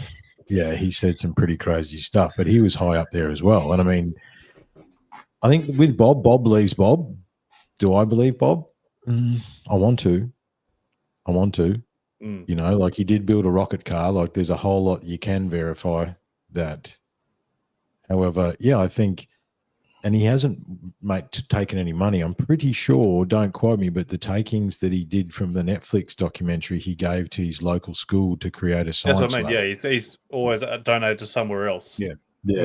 He's never taken a cent for his story. And that, and the thing, and you are right, boys, we go to Cardwell, we'll go back next year. However, there's no money being made in that direction. However, it's Bob Lazar. You want him to come to Australia, you should probably pay his ticket. You know what I mean? Like, I don't see a problem with that. Yeah, no, I don't either. No. So, especially someone of that stature, like Absolutely. Wow, Bob Lazar. Yeah. You probably should pay his ticket and his accommodation. You know what I mean? Like, that's fair enough. Yeah. And probably Stop being stingy. book a bigger venue. Yeah. Headline. Well, that's what it's for. right. It was for some sort of venue down south there, like Melbourne or Adelaide, I think it was. I can't remember entirely, but yeah, that's what it was. It was meant to be like a little bit of a UFO conference or something like that back in the day. So yeah, mate, Triff, how's things been, mate? Otherwise, Hey, how's things been, mate? You've been good? Oh, I've been good, mate. Been good. Yeah. Not too bad. As you said, we got an upgraded camera in the studio now, so that's pretty cool. I see a bit of angle perspective there. Looks good. Yeah, we're starting to utilize it. Well, the thing is, it's supposed to be multi-set, so just starting to utilize that. I haven't been too bad, man. Obviously, Brian passed a few weeks ago, and that's been an interesting process. However, we're be back in the saddle this week. we've actually been diving into a book, haven't we, mate? We've been doing The Missing Link. We've done a few chapters, a few episodes of a book called The Missing Link that we're going to start releasing, which is about the triptych. That's some of the other research we've been doing. But have you got? Did I miss 3-Eye Atlas? I did miss 3-Eye Atlas. We haven't had a full conversation about it. We had a little bit brief bit of calling it a bit of bullshit about it, but we haven't had the in-depth conversation with it yet. Serene there, yes, Cardwell is up above Townsville there, so I don't know how you don't know about the UFO, the Australian UFO Festival there that's been happening the last, was it 12 years, I think it is 12 years now. So, yeah, you should be getting onto that. Yeah, it was good fun. I'll be going back next year. Yeah, definitely. I'll be there. I'll be there. Yeah. August next year, be good. Yeah, absolutely. So, all right, 3-Eye Atlas. So, what are you guys' thoughts on this? Like, I feel it's just your normal cosmic bloody passing on through from a different system that's sort of bit oddly shaped. How are you? There she is. There. So yeah, I still feel it's just a comet passing through. From a different system. I agree. I think it's a very interesting comet that is entering our solar system that is worthy of scientific equipment and sensors being pointed at, so we can learn more about things that we don't know in our solar system and universe. But I don't think I haven't seen any evidence put forth to suggest that it could be anything that is artificial. And unfortunately, like we were saying before, Anthony, so many of these large social media accounts will just put bullshit out there that's AI, that's painful. That's going to be my angle. Yeah, talk about psyop and clickbait. Yeah. Yeah, and they'll just present it as alien invasion around the corner, or it's slowing down. You're just putting bullshit out there. You're taking things out of context to push a narrative that it's something other than maybe a natural occurring object that's just entering our solar system that is extraordinary to look at and try and learn more about. So I think it's a whole lot of hype that's been put out there for no reason. Yeah, I think gents here that it's 3-Eye Atlas, right? The third interstellar object that we've seen pass through our system, right? The reality is we didn't have the ability to scan for those objects. Like, it's number 3, but the scanning technology to actually be able to detect it only came on in 2018 or something, right? So that's right. There's an argument with Biden or something like that. There's scanners there. They just turn it on. It's like, oh shit, there's all these other different objects there. Yes. Right. The thing about it is, right, so at Unlocking the Code, we've talked a lot about the cataclysm stuff, the big rocks from the sky, right? And in the time that we've done the show, when we started back in 2017, 2018, the amount of money that was spent on observing near-Earth objects was the same amount of money that it took to run a Macca's or something like that. It was a comparison. The exact comparison. That was the exact comparison. That was like Hancock's numbers like 8-9 years ago now, right? Yeah. And so in the time that we've done the show, it's up over 100. It's in the hundreds of millions of dollars now that's being put into observing near-Earth objects in the time that we've been doing UTC. And part of that has been, it's the new telescopes, the James Webb, it's the upgrades that have been done, the different scopes and detecting that have been sent up there in the last few years. However, it's fascinating that they've spent a lot more money trying to observe the rocks in the sky. And the reality is we didn't have the ability to observe a rock of that magnitude passing through the solar system prior to 2018 or something like that as well, because I think it was a Oumuamua, and then there was another one. I can't remember. This is number 3, right? So these things could have been passing through our solar system all the time. Yeah, we just didn't see them, right? I mean, the reality is, the reality is there's giant rocks from the sky passing between us and the moon and grazing us all the time. A lot of them we still don't see until they've gone past, right? Well, particularly now, we're in the middle of the Taurid media stream right now as we have this discussion. We will be for the next 10 days or so, I think. It's the whole, that's the Halloween is the high point. However, I mean, I think And the thing is, if this is a third massive object that's gone through our solar system, it doesn't act like other comets because it is doing very strange things. It is pulsing. There is some interesting aspects about it that are different to what we've seen with other objects of that size. But the reality is it's only the third object we've observed like this. So how much do we actually know? Yeah, where is your baseline set? Yeah, the data for it to set's be actually is pretty standard? small, right? You know, we don't know that something like that could be passing through.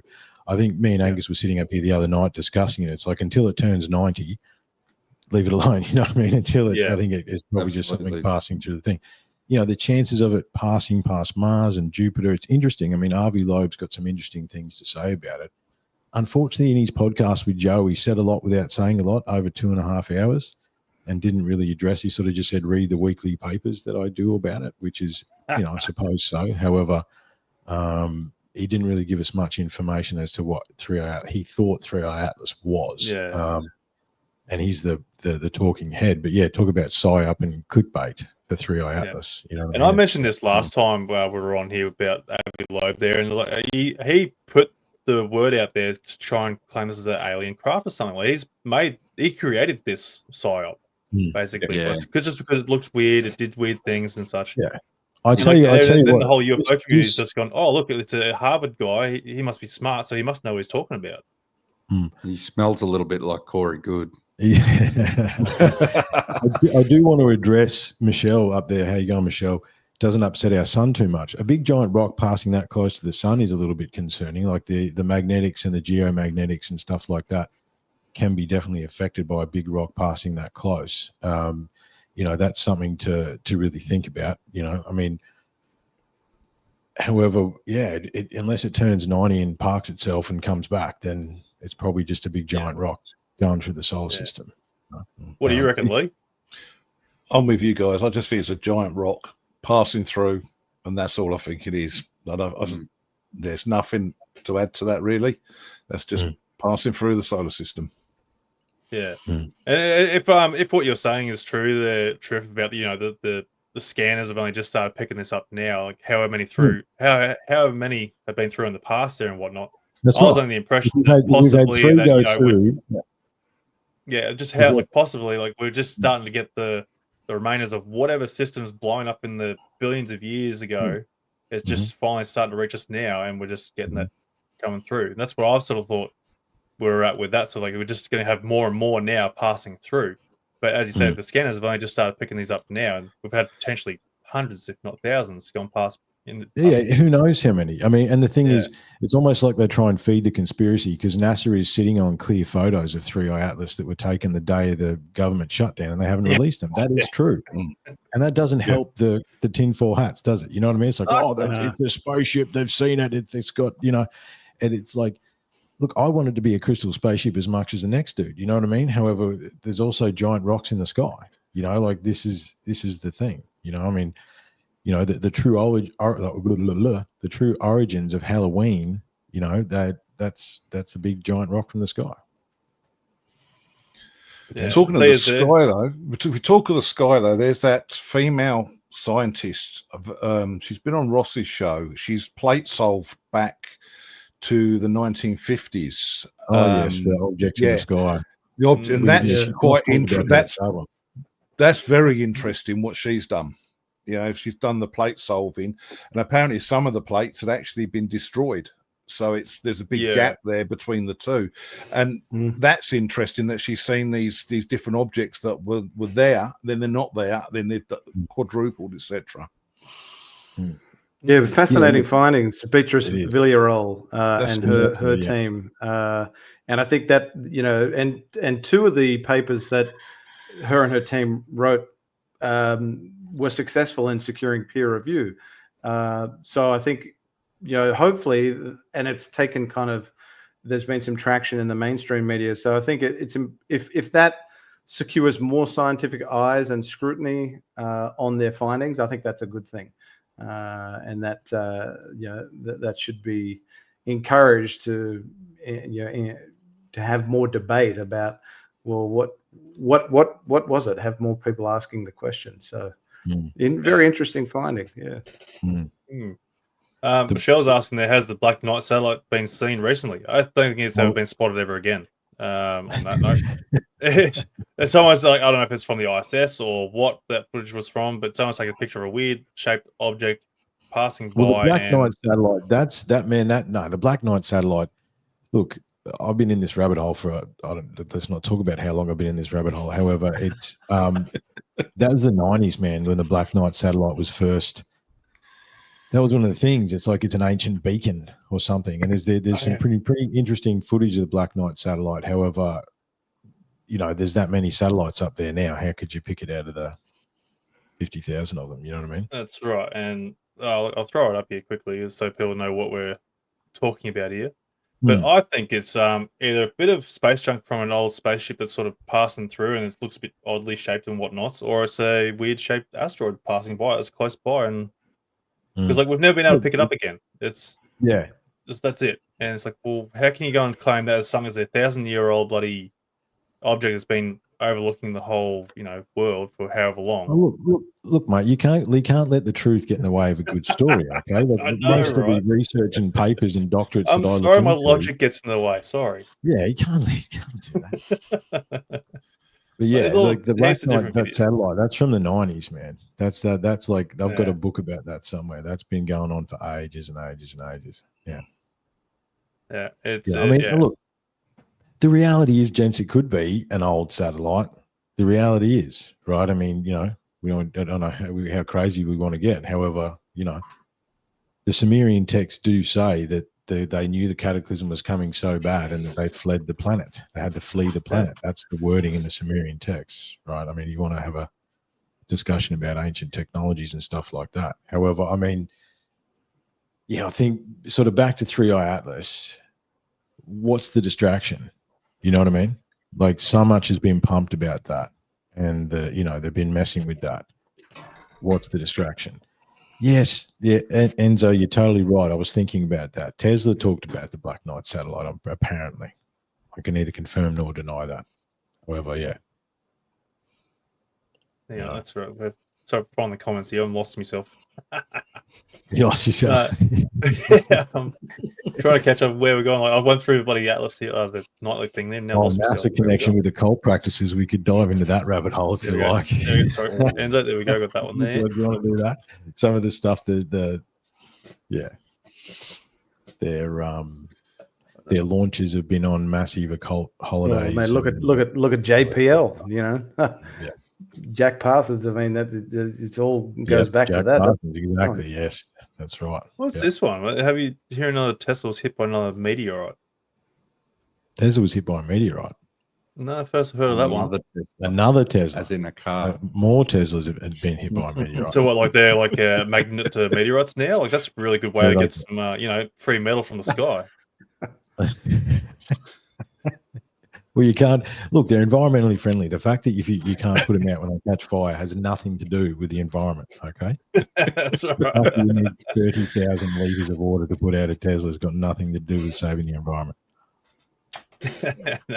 Anyway, speaking of meteorites, I did see there was an article not long ago where this is pre-government shutdown, that NASA had spotted a meteorite. I think that it has such an abundance of rare minerals on it that everyone on Earth would basically be a billionaire. I did hear something about it. Yeah, that's come across. Yeah. There's all sorts of stuff that they reckon they found. Yeah, absolutely. Yeah. I did have one here, guys, boys. I'll just bring it up now. It did come out a few years ago about the Iranian general or something like that was involved with the Iranian Space Force. Now, if I can get that up for you, it was it's very Iranian Space Force generals. Yeah, it's a bit scary, isn't it? Yeah. So if I get this up there for you, just give me a second. Share screen there. Hopefully the sound comes through for you. It's not muted. I don't think so. So ta-da. Get that up there. No, there's no sound. Why is there no sound? knows about it. That's Yep, there's aliens something. exist and President Trump knows about it. That's according to Israel's former space security chief. In an interview with an Israeli newspaper, he said the aliens have been waiting until today for humanity to develop and reach a stage where we will understand in general what space and spaceships are. NBC News chief global correspondent Bill Neely explains this one. Hi, Alison. Well, this is quite a story, and it comes from the man who headed Israel's space security program for nearly 30 years. Chaim Eshed is making the extraordinary claim that the United States and Israel have been in contact with a group of aliens for years, not immigrants, but extraterrestrials. He has called them the Galactic Federation of Aliens, and he says President Trump is aware of the existence of these aliens and had been on the verge of revealing their secrets, he claims, but was asked not to do so by the Federation in order to prevent what he calls mass hysteria. Well, the retired general says the US and Israel have kept it from the public because, quotes, humanity isn't ready and the aliens don't want to reveal themselves until humanity can evolve, he says, and understand what space really is. Well, the good news is that he claims an agreement has been reached between the US government and the aliens, a contract to do experiments here. There's also, he says, a secret underground base on Mars where there are American and alien representatives. Now, Aliens exist and President Anyway, so yeah, I'll make that up as you will. Didn't So- isn't Eisenhower meant to have had an agreement with the aliens? Oh, possibly. Oh, for disclosure for the what's the YouTube thing you're gonna? What do you do, Grant? Bloody that's for educational purposes. Blah blah blah. Fair use banner sort of thing. Yeah. Yeah, I mean, what's interesting, I mean, well, my thing is, well, where's the evidence? I mean, if you're in a position where you can talk about it, where's the evidence to support the claim? And what's interesting, though, is Carl Nell has referenced Chaim Eshed's claims a couple of times that he's spoken, and you know, okay, well, it's one thing for Chaim Eshed, very intelligent, very impeccable service record. That's one thing, but you can't then take someone's impeccable record and their credibility in their profession and then automatically apply that to their claim. Where's the evidence? You know, where is any evidence to support that claim? Yeah, a Canadian dude did make the same claims a little while ago. Yeah, I remember something like the amount of people that have come out and said that there's moon bases and Mars bases and all that sort of stuff. We work here at the UTC on what if 1% is true, right? So what if 1% of everything they're saying is true? I mean, the question with disclosure is how deep does the rabbit hole actually go, right? What do we have or what do we not have, and how long have we had it for, right? I mean, I'm not saying there's a moon base. However, I'm saying that there's plenty of people that have said there's a moon base. I'm saying that there's clearly doctored photos from the moon that have got interesting things that have been doctored out of them over the years, especially when they used to physically doctor them in the 60s and 70s. I've seen a fair bit of that stuff over the years. What are they hiding on the moon? It's an interesting question. What is the moon? There's another interesting question. Have we been to the moon? Have we been to the moon? We've had this discussion, haven't we? Yeah, we've had this discussion. Why have we never been back? Have we actually been? What did you say? Actually, speaking of clips that happened recently, there's that. I think I put it in the chat. There was that astronaut and said, "It's so exciting. We're going to be going to the moon for the first time. We're going to be sending space people to the first time." That was the space commander that said that, right? It's like, oh, really? And It's like, everyone whoops. laughed under that. Yeah, whoops, didn't mean to say that. Have we ever been through the Van Allen belt? Because no, the only living things that have been through there are the Apollo astronauts. Yeah. What I'll say on that is I've actually been, I went when I was in America a few years ago, I went to the Kennedy Space Center, and if you see how flimsy those spacesuits are, they would have been microwaved like overcooked baked beans. They're so flimsy material when you look at them. And we went to a lecture, some astronaut was talking, and I was banned by the missus from asking him, have you actually ever been to the moon?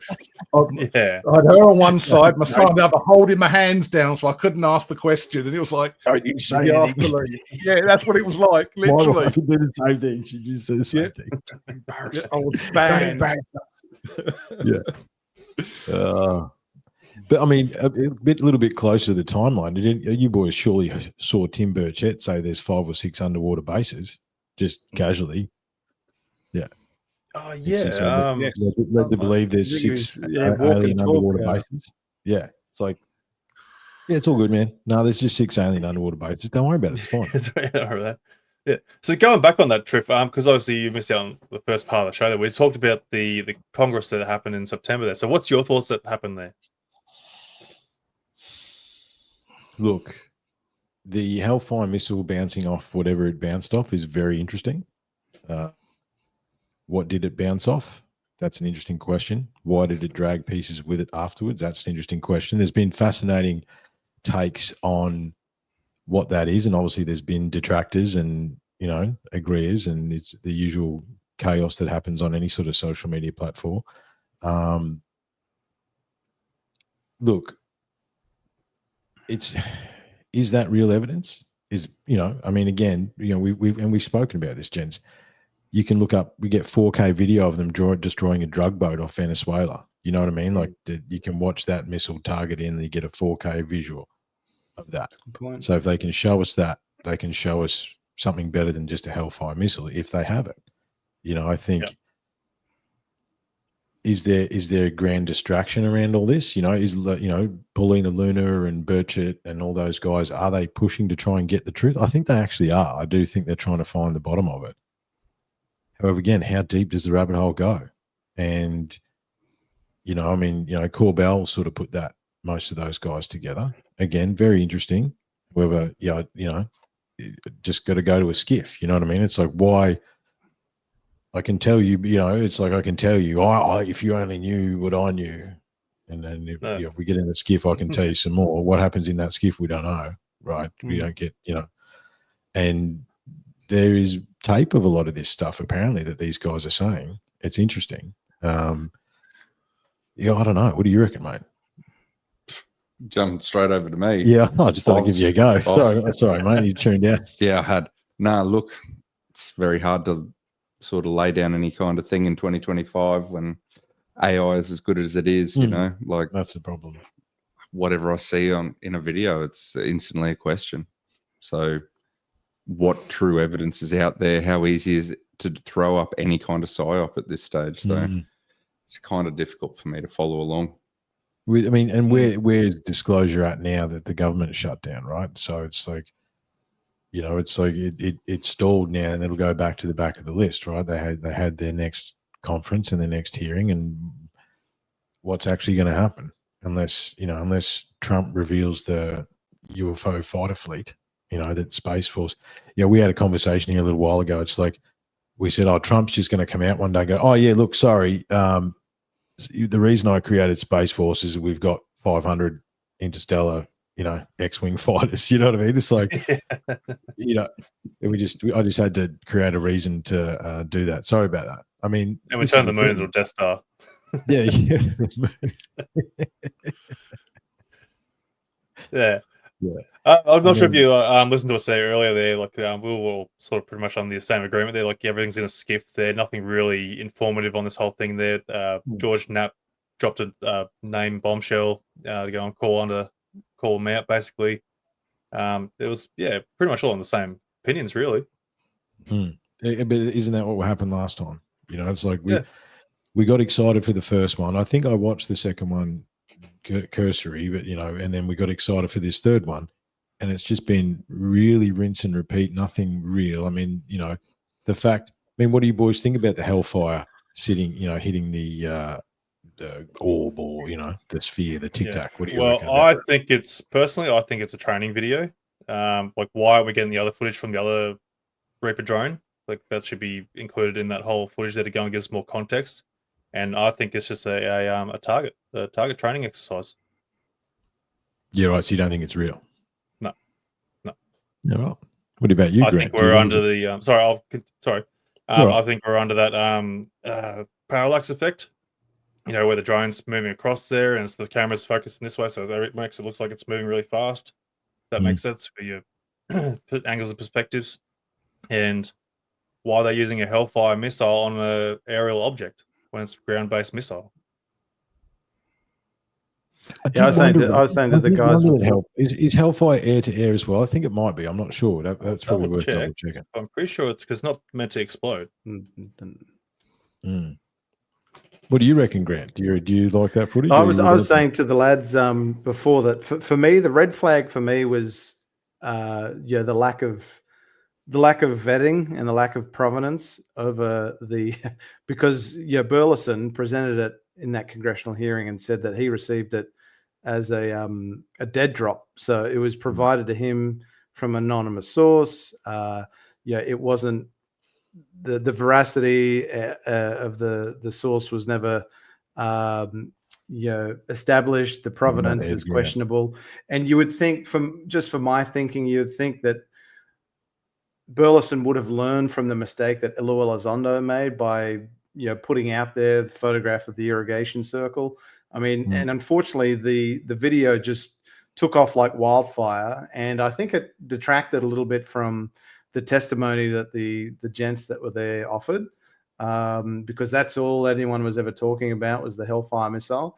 I'm kind of in Anthony's camp. I don't think it was anything other than prosaic. I think that it's certainly an interesting. It's interesting footage. What it depicts. Why then make it the jewel in the crown of their hearing? I mean, why? That is the question that everyone should be asking, I believe. Right? Yeah, and I don't know the answer to that. And Anthony, you're totally right. And I knew that as soon as you said it. Hang on a minute, a Hellfire is air to ground. It's actually not air to air. Yeah. So that's interesting as well. I didn't think about that till they're even using the wrong terminology. So that makes me question it now. The fact they said it was a Hellfire missile. No, all right, fair enough. I mean, air to air object doesn't make sense. And if it was real, would the government really release it? That's the other thing. They've got so much alleged real footage. None of us ever see the real, or else it's dirtied up. They put noise on it and fiddle around with it. But it looks outdated. That's what I'm saying, from the 1980s VHS tape. It does, and you see it quite often with a lot of their stuff. They're meant to have all these 8K cameras, but the signal to noise ratio on half these images is atrocious. Yeah, it's pretty crappy footage. Yeah. I don't know if you noticed too, though, the actual footage was actually cropped, so you weren't seeing all the data on the sides of the actual camera footage. Oh, like we normally have. We see that with the Tic Tac, don't you? You do see that with the Tic Tac. Yeah, you do. I'll bring up the video so everyone can see it.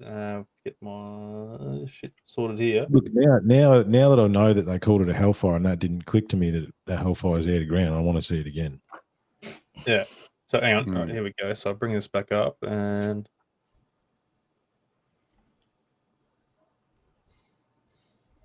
When it wants to load.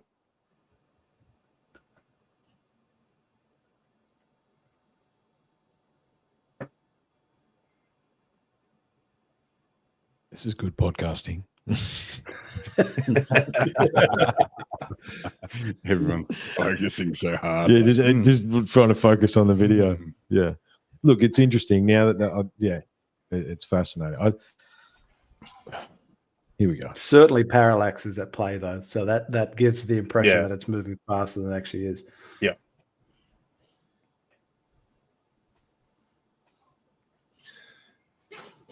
And from a filmmaker's perspective as well, it's if you're going to do something like that, it's not that hard to do because the quality is quite piss poor.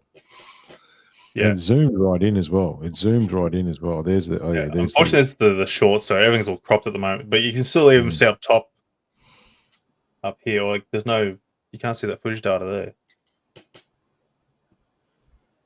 Yeah, the heads-up display data has been removed. Yeah, you can see it's on the edges there. It's definitely been cropped out. Yeah.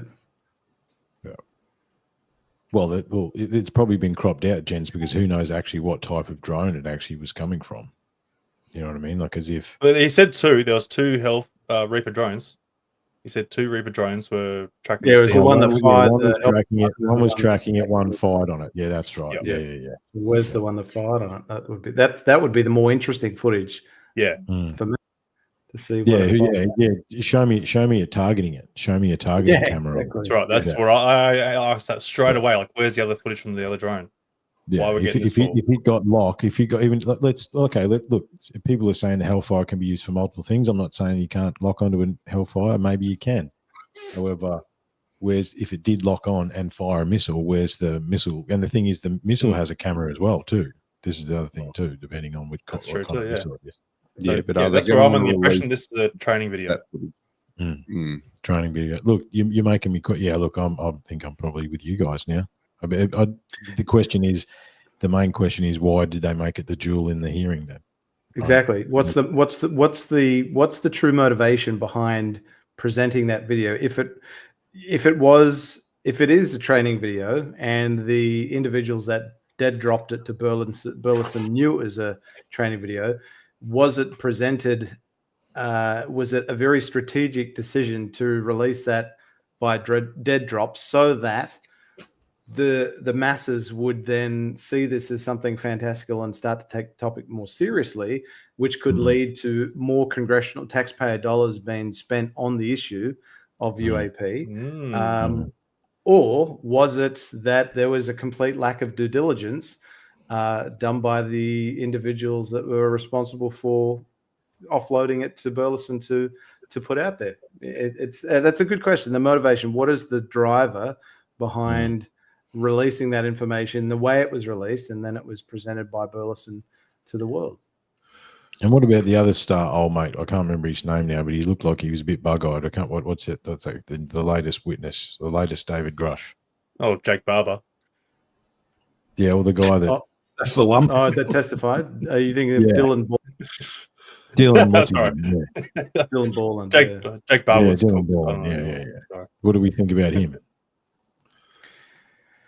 I think he was very articulate. I mean, it's clear that he's been quite traumatized, and he was clear that he's been very emotional. He was very emotional during his testimony, and it seems like he's poor bugger's gone through a bit of a rough time in his personal and professional life. PTSD. He's, interesting, very interesting testimony. Again, no real evidence to back it up, so you can't really couldn't really do anything more with it than just listen and digest what he was saying.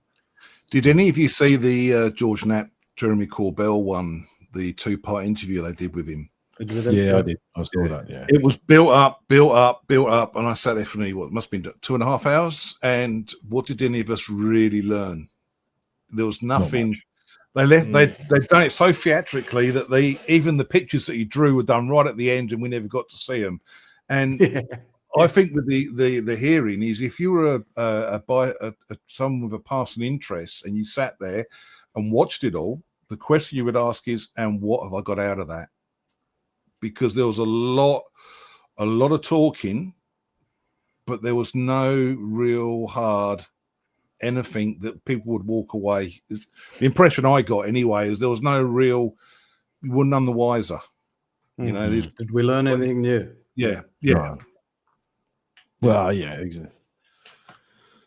They've pulled us into their world. Yeah, they know how to do these things. Yeah, we weren't aware of how mundane these hearings are. And they've pulled us into their world where they can control that information.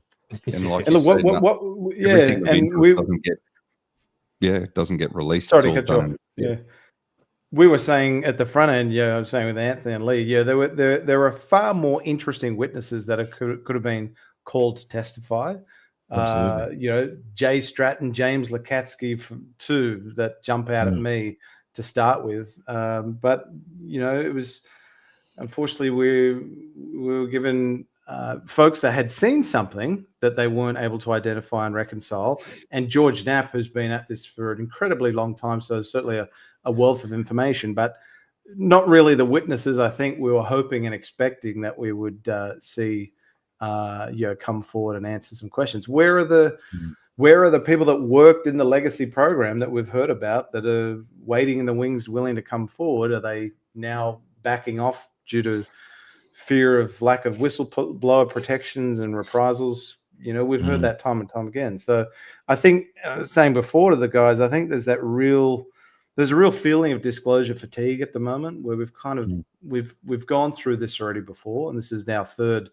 Yeah, this is the sixth hearing that the US has held in just over 3 years, and we're not really, we're not making those leapfrogs that we thought we would after Grush came forward. And I mean, the only thing that we're sort of waiting on at the moment is the age of disclosure. Apparently, that's amazing, and it shows a lot of things. But again, what more are we going to learn? Like I really enjoy James Fox's work, and he's the Virginia one that he did is quite creepy and very interesting. With again, no physical evidence, but a hell of a story, right? And they do have a UFO in the middle of the town, right? It's an interesting story. However, his last documentary that I paid for didn't really learn anything new. Just sort of people repeating themselves about the same stuff that we're hearing every time. I think it is. We are in a, again, it's clickbait. These guys are getting clicks out of this stuff, and you've always got to keep us wanting for more. Like I think, look, the Boogosphere, we could change gears if you want. The Starseed down under there's what are your thoughts on the Boogosphere from Colombia? Preliminary work and research it's interesting. Again, like 3i Atlas, the Boogosphere has got a lot of chaos attached to it, right? You could, it's the mind melding device from the Klingons or something. You know what I mean? I'm sure there's a reel out there about that. So it's like, how do you sort fact from fiction? I have put it on the list of UTC topics to actually do a deep dive into it and try and sort the wheat from the chaff. However, I mean, there's all sorts of stuff from South America that needs to be questioned. Along with what's happened down there? But how much of it is real too, though? Like, are they just trying to get on the bandwagon? Yeah, I mean, there's those 3-fingered aliens that they found, or 3-fingered mummies that they found that had, it's like, I think there's 90. Everyone thinks it's the same mummy. There's actually like 90 odd weird ass mummies down there. Some of them are Paracas, some of them are this, some of them are that, and it's like that one that was definitely paper mache keeps getting looped around, but that's not the only ones that are there. The stuff in South America is fascinating, right? Colombia, South America, Brazil, Peru, all through there. It's stuff that needs to be talked about. There's the Ika stones as well. Like some of these, there was a guy on the Matt Beal podcast. He was talking about some of these alien carvings that have been pulled out of there. And they're unreal to look at. Like they don't think, it's like, no, they are real, but unfortunately, like anywhere like that, a place like Egypt or any of these places, there's a knockoff version as well. You know what I mean? Like if something comes out, can you buy a fake one? Yes. But what is real? What is not? I mean, the Boogosphere is interesting. It has had a few interesting tests that have been done that seem to have some evidence, however, I will reserve judgment until I do a deep dive on it. But it's, with any of these things, it's interesting. Problem is, it's attached to Stephen Greer. So, yeah, that's the other problem too, right? That's the other problem too. And I think it's attached to that other Mexican dude as well, who he's the one that brings out the paper mache dummy every now and again. There's also I don't know if you remember too, I think it was a few years ago, there was claims of these creatures running around in South America. I can't remember the full story. Yeah. I was trying to find it then, but I can't find it. But There was a guy on these creatures running around, and then the Americans came in. There was a guy on the Sean Ryan show on the podcast a few months ago talking about it, how these villages have had these people on like surfboards levitating, taking people from the village, and black dudes, some of these dudes dressed in black on these hoverboard things. I heard about that. Yeah. So what the hell is going down there? Well, there's a lot of drugs down there. What's his name? Galactus. Very innovative ways to move product. It's the Silver Surfer. Yeah, that's right. You use the hoverboard. That'll teach him. Look, the thing about South America, gents, is that every time that they look at South America with LiDAR and all that sort of stuff, there's hundreds and thousands of pyramids, right? There's roads that run in a dead straight line for over 20 kilometers connecting cities and all this crazy stuff that is down in South America. You know, I think, you know, from the future humans. Yeah, well, I mean, this is the thing. We're talking intraterrestrials, ultra-terrestrials, extraterrestrials. You know, I think we just brushed over. I said before that Ted Burleson said there's 5 or 6 underground alien bases, right? It's like underwater ones. And it's like, it's funny, like at UTC, we talked about this years ago. It's like, you know what? If I was a race, I'd live under the water, because big rocks come out of the sky every now and again and mess the surface up. Like there's so many cataclysms that happen on the surface. If you could, you would live in the water, right? I mean, and if you're an advanced species, you'd know our limitations also. That's right. Yeah. Like, and be able to see our tech limitations. Yeah. So yeah, the water would be a safe place. You know, I mean, and like we brush over those comments now. Imagine if I said to you guys 10 years ago, before all this stuff went crazy, an American senator is going to say there's 5 or 6 alien bases under the water, we would freak out. But now it's just another Tuesday. You know what I mean? Oh yeah, of course there is. There's alien bases under the ocean. But what if there is? Like, Yeah, that's it.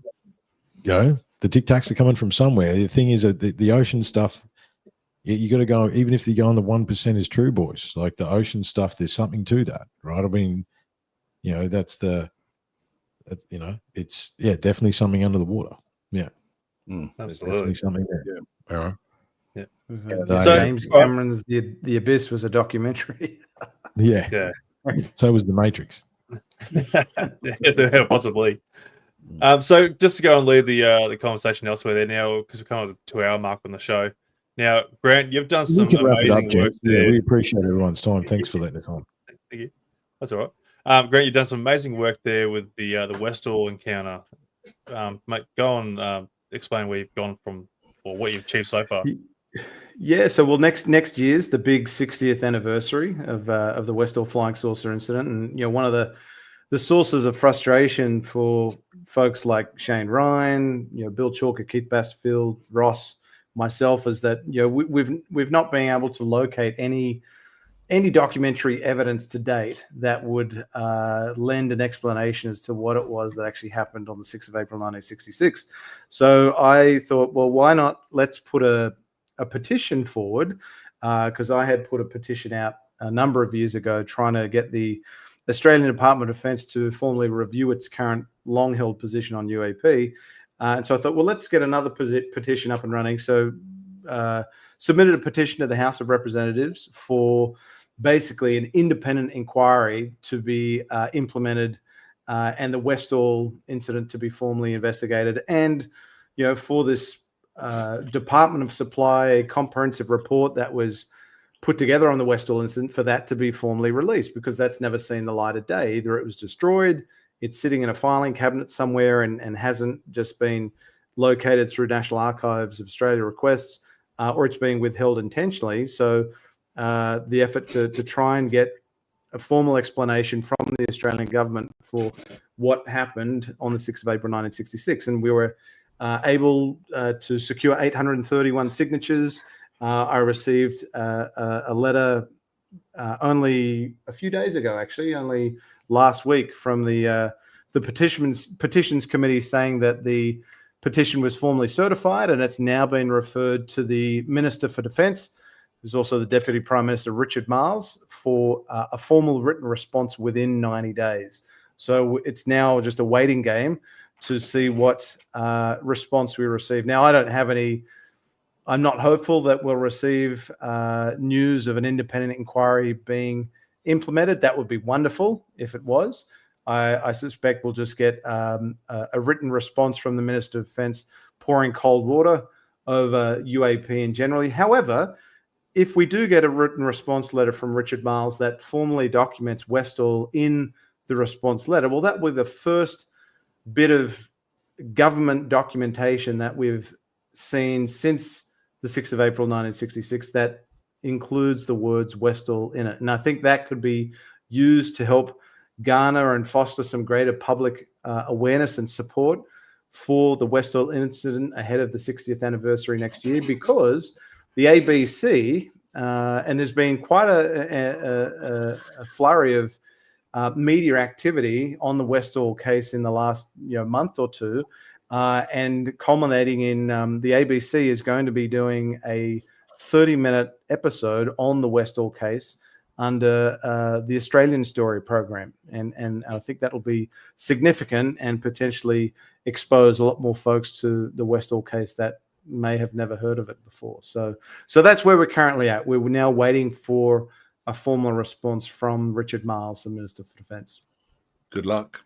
Yeah, that's amazing, mate. You've done Yeah, well. good luck, man. That's awesome. And you're on TV, mate. You look good on telly. It was good. Yeah. Oh, shit, yeah. good. They had me on, got on the Today Show to talk about it, and there've been a few other articles that have come out. So I was pleased that I was able to, add some commentary to support the petition. And again, great to see that it secured as many votes as it did. And kudos to you in the on the petition front, Anthony, putting together the Tully Nest petition with change.org. Yeah, so that's good as well. Yeah, that's another one that's good. coming up to 60 years as well. So That's it's a bit right, of yep. a busy year, that one. Next year.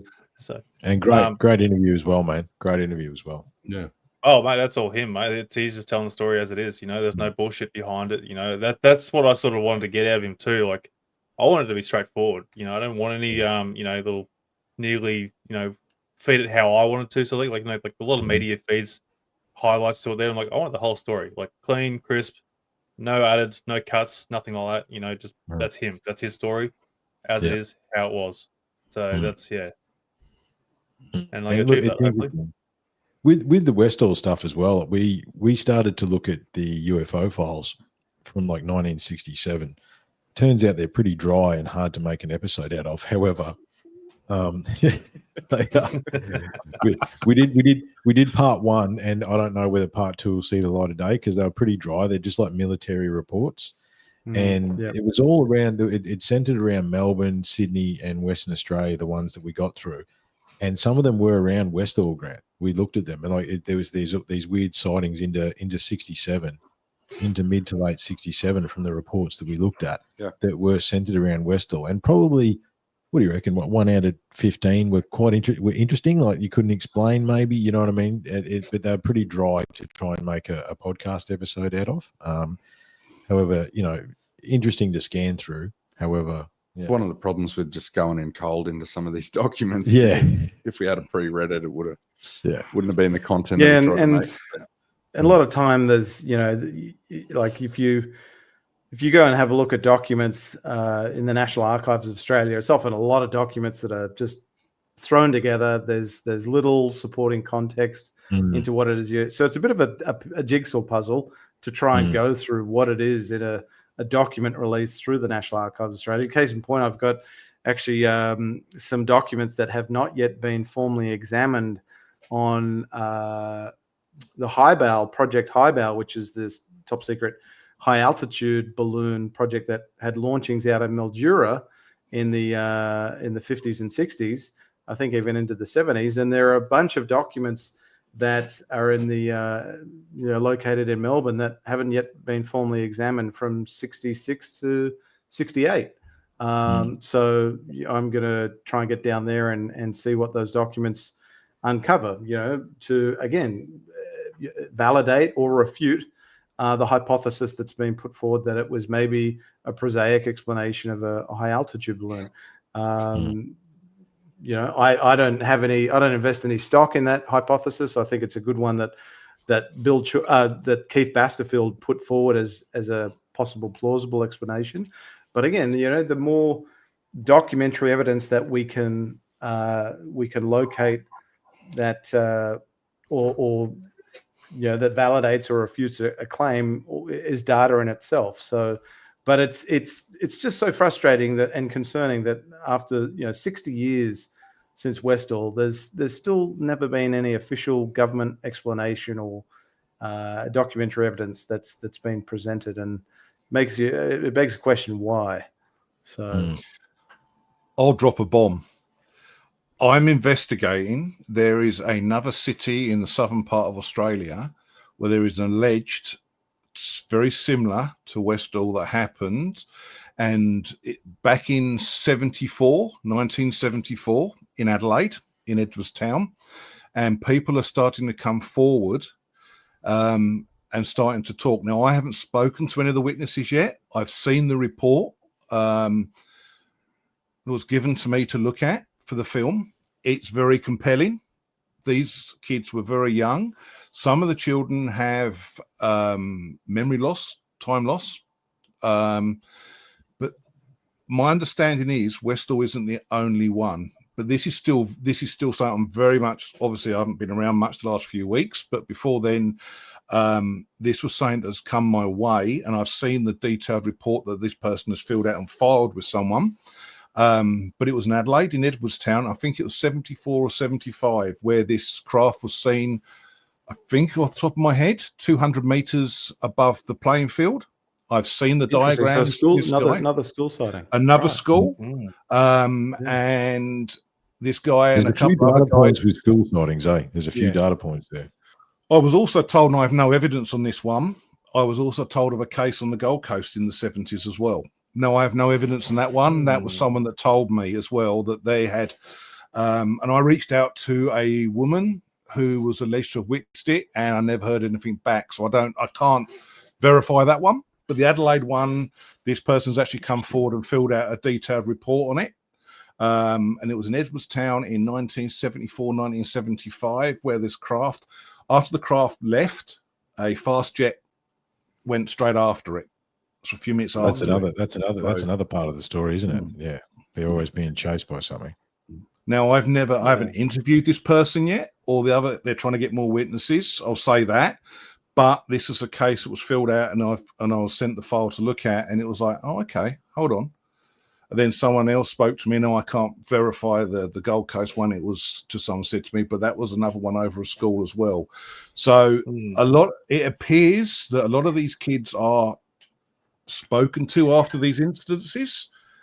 And I think when you're a young kid and you've got someone there in a military uniform scaring the shit out of you, you don't tend to say too much. You know, I remember when we were kids with the policemen and everything. Now, like I said, the Adelaide one, I haven't fully investigated it yet, but this is what's said, and I've seen the diagrams, the drawings that the person has sent in. So I would like to organise him when I'm a bit better to actually go and speak, to interview this person and see what they've got to say. But they're not the only one that's witnessed it. It is interesting. So that is all I can genuinely tell you. I'm not going to say drop any names or anything, but I'm not going to drop any breadcrumbs. But this is a case that's come that was officially reported to a UFO organisation in Australia, and I've seen the file, and it was very, very compelling, very similar to the Westall incident. Right. And was that one that you plan or would like to put in the documentary, or is that just a separate? If it pans out, it's something I would like to put in, because there is quite a few cases in Australia, and more people are starting to talk up. The older they get, they're starting to remember things, or the fear has gone, or the stigma has been reduced, and people are starting to talk up and talk about these things. And this gentleman, have gone into great detail and drawn a diagram and everything. So I've seen the diagram and everything. It was all emailed to me. Good luck with that. So it's interesting. So and don't forget, they've got RWF Edinburgh down at Adelaide. Yeah, South Australia. Yeah.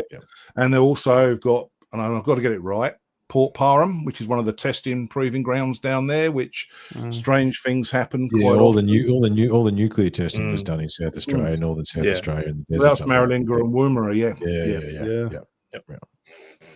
So Michelle's mentioned this a bit of an insight there, like around Malala, 2 wells in South Australia. I remember going. Malala, it's not too far where I used to live. Malala. Yeah, but Michelle, if you can look into that a bit more for us and try and I don't know if you got any friends from back in the day there, or family members. Like I know you say it's families can't remember it, but see if you can try and look into it a bit deeper for us there and ask some questions. That'd be good. Otherwise, that's pretty much it. But yeah, look, I'll finish this up there, guys, with the Tully Nest thing that's going on at the moment there. So yeah, I'm doing a petition for the historical site there to be preserved because like it obviously hasn't really been recognised as anything significant in the Australia's history, when it clearly really is a big thing, especially in the UFO community wise. So basically, I've got a petition there. If you can, I've got a link there in the actual show notes there, but I'll put it in the chat here if people can take the time there just to go and sign the petition. It's only been up for about a week and a half or two now, something like that. Got 50 odd signatures so far there, and just want to try and because Shane's getting on now. He's wanting to get away from the farm, actually go and live his life there. It's getting a bit too much for him to go and sort of work and maintain there. So he wants to go and get away and live his life.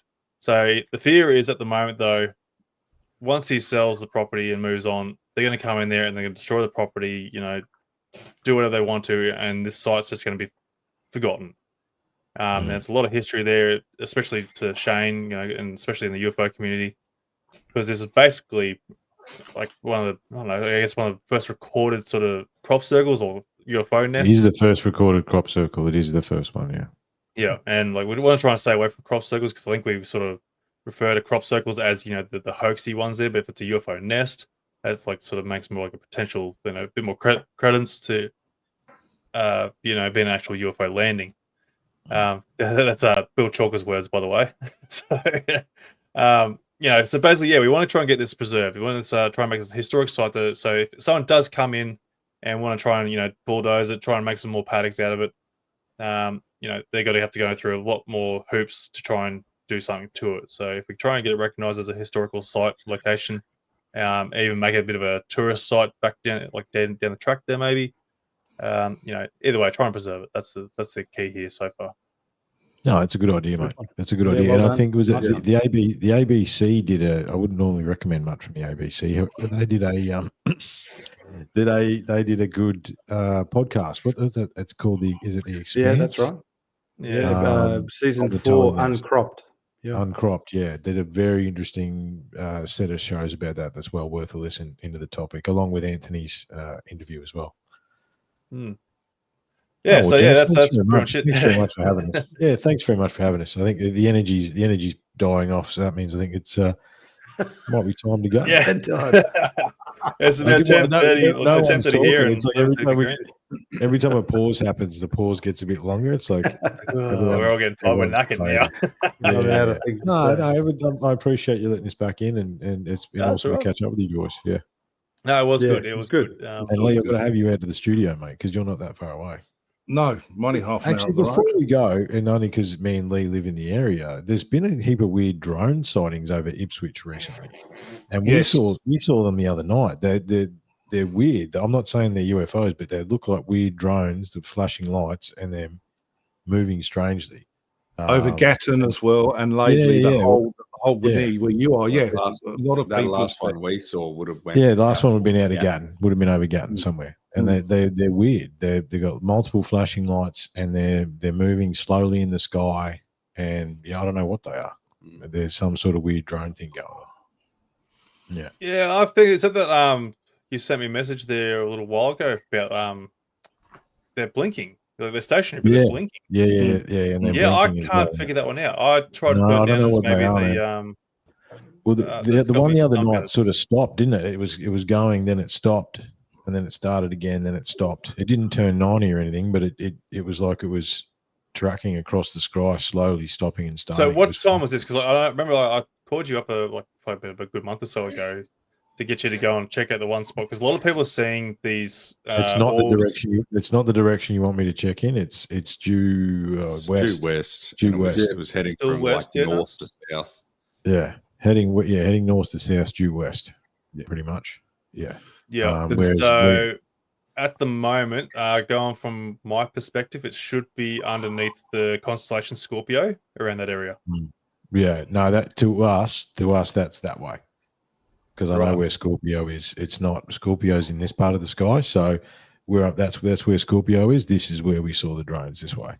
Yeah. Right. Okay. Almost. There's been reports from Toowoomba, between Toowoomba and Ipswich. Lots of people have said, we don't know what they are, but a lot of people are saying on social media they're all seeing them. So it's not an odd one to see. Yeah, and that's what I've got this one here for, because as I've mentioned before, and I've also talked a lot about this one, even at Cardwell there, people are seeing these objects over. Yeah, the flat- this is sped up. Now, people are seeing these things in the mornings and in the evenings, but they're always in the same spot. And, you know, they always appear in that same sort of rough location and always finish in that same location. So it's a small window where these objects are appearing. And the best explanation is their Starlink. Because, the satellite refraction is what you. Yeah. Yeah. And But, because now these there's ones, so many the ones- Starlinks now. Yeah, like, That's what you're getting. some ridiculous number. No, the ones over Ipswich are multi-flashing, not like that. They're not pulsing. They look like they're, as I say, you think it's a plane for a while, but then there's too many lights flashing on it. It's like there's 4 corners flashing or something. Yeah, And they're moving and stopping and moving and stopping. Yeah, it's weird. Yep. It's weird. Because you will get the sun there, like if they're going sort of slightly towards you, it can give the illusion that it is sort of stationary and then moves again. Yeah, It's just like it sort of comes around the curvature of the Earth, and you know that sort of. Hey, I've been shot down by you enough, mate. I wouldn't bring it to the table. I'm not saying. It's I know, UFO. but I've got to go explain I'm to the saying listeners it's a so they can get an drone. idea. And It's flashing lights over Ipswich. It was about 11 o'clock, something 11, something 11:30, something like that. Yeah. But this video here is like a good example of what people are seeing most of the time during the nights there. And like obviously it's sped up, so it's obviously going a lot slower, and of course infrared, so you're not going to see as many with the naked eye. But this is a good example of what you will be seeing, basically. Oh, look, if I saw that, I'd say it was UFO for sure. Like, Everyone's saying it's UFO. You know what I mean? Yeah, Like, to the untrained eye, yeah, definitely. Yeah. Well, the thing like, you is, to forget, them, like, it is a you- UFO. It's an unidentified flying object. Right? That's right. You know, so, And like, it's just the but fact that, look, like, you know, you get a few of them appear out of nowhere. Like, if you saw that, like, because you're not going to see them with the naked eye like this. And then, like, one appears out with the other one there, like, in the same sort of track, but different direction. Like, oh, wow, one's coming out of the other, you know? And I think they're all combined, or the correct formations and such, you know? and look, I'm not going to believe anything's a UFO until it turns 90. I'm not. That's it, my rule of thumb now. If it turns Or 90, it yes. defies the speed logic. Yeah. If it defies speed and it turns 90, because that's what I saw when I was 13. I saw something zigzagging across the sky and then shoot off. Like that was my experience that I had, and I've seen that before. Never seen it again. Seen a whole heap of weird stuff in the sky, and as I say, there is these weird drones over, you know, western southeast Queensland at the moment that we have spotted a few times. But no, it's been cool, You think boys. if there was video footage of that was captured by, you know, U.S. government sources, if something like that was released, well, then no brainer. I mean, there's nothing can make 90-degree turns in instantaneous acceleration. Right. So That's right. Unless it No, turns we're- 90 or shoots off at Mark 7, I'm not. It's not. Not so. To add on to this too, though, like a lot of people go and jump on Stellarium or the satellite apps there to try and identify what these actually are. Now, with those sort of apps there, they will show you what's supposed to be visible in the sky at that current time. So these objects that we're seeing here going across now, technically they're not visible to us. They're not meant to be, but they are flaring up. So that's why they're not going to show up on apps. Fair enough. Now, look, man, as I say, I've been shot down by you enough times. I don't argue anymore. I'm just saying. No, I just want people to realize that what they're saying, because it's the same spot every night in the same location, and No, from that, about that 7:30 yeah, onwards, I did the star map. That's that way. Yeah, that's that way. Yeah, that's right. Look, I'm curious to see what you're seeing, because if that's the stuff, then I want to see. The problem is that at distance, we've both seen at distance that trying to take a photo with any sort of digital camera, it's just horrible. a flashing sparkle in the sky. You know what I mean? It doesn't. It's not. You know, I half thought about getting my spotting scope out and trying to think, but you know, it's too close to try and use the camera on the telescope. So it's like it's hard. Like with these digital cameras, I think it's a failing of digital imagery. That's how the problem. You know, like it's hard to actually capture something. Yeah. Yeah, but I'm hoping there's someone that's got security camera footage, which would hopefully pick it up reasonably well. So, like, where's that evidence go? Hey, that's something over there. So we can sort of give a bit of a context on which direction. There has been some interesting videos on the sites. There has been some interesting videos on the local UFO sites around here. There has been a couple of interesting ones. But again, it just looks like it looks like a drone, but it just, you know, it's not like we see them in the air like that. And they're up there for quite a while, and they're quite high, and then just flashing weirdly, you know. So it's like. So how long do you think they're actually staying up there for? The ones you guys are seeing, like, what's the time frame? We stood out there and watched one for, I don't know, 20 minutes. Yeah, and it was there. So that one object. Yeah. We stood and watched that for easy 20 minutes, and it was there when we walked out. It was there. And we watched it easy for 20 minutes and then parted ways. And I think I watched it again for a few more minutes. You know what I mean? So, like, and it was there the whole time. Yeah. It's not moving with the rotation or anything like that, just in the one spot?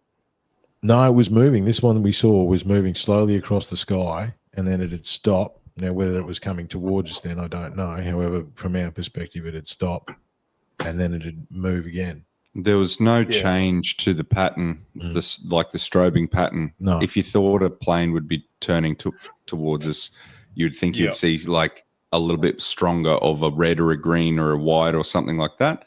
But when it stopped, there was no change to the sort of twinkling pattern so to indicate that something had changed direction. It just stopped, slowed down, stopped, and then sped back up again. Yeah, just across the sky. And it was still well and truly up in the sky when we left. So I've heard people say an hour and a half, but when some people do, it's easy to lose track of time when you're out there. But I've heard some like an hour or so, up to an hour and a half. People have seen them. Yeah. I'll try, and next time I see one, man, I'll try and get a video. I'll send it to you. But it's not. You know what I mean, I know it's not going to be good. It's like, unless we go, maybe try and chase it. Into it. See, we go. Yeah, see, we can. Well, you know what's funny though? When what we now know, well, pretty sure is Starlink. When they first started coming out, like I was seeing these things at like 11:30, 12 o'clock at night, and they're like literally like above me, like going across here, and like that.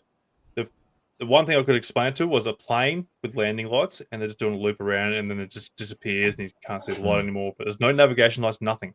I'm at work. I'm going, oi, give me a bloody work ute. I'm going to chase these fucking things down and find out what these are, because there's an airport just over there. I'm going there. I want to find out what the hell's going on, because that's the direction it was. I'm thinking it's like nighttime training or something going on, and I couldn't figure it out for ages there. And then I started looking at them like, yeah, I think these are bloody Starlink. Bloody hell. Anyway. Well, I'll start conspiracy theory up down at Greenbank, guys. You know where they used to have the old testing down there at Greenbank. They've turned it into an American base. They've literally done all the roads.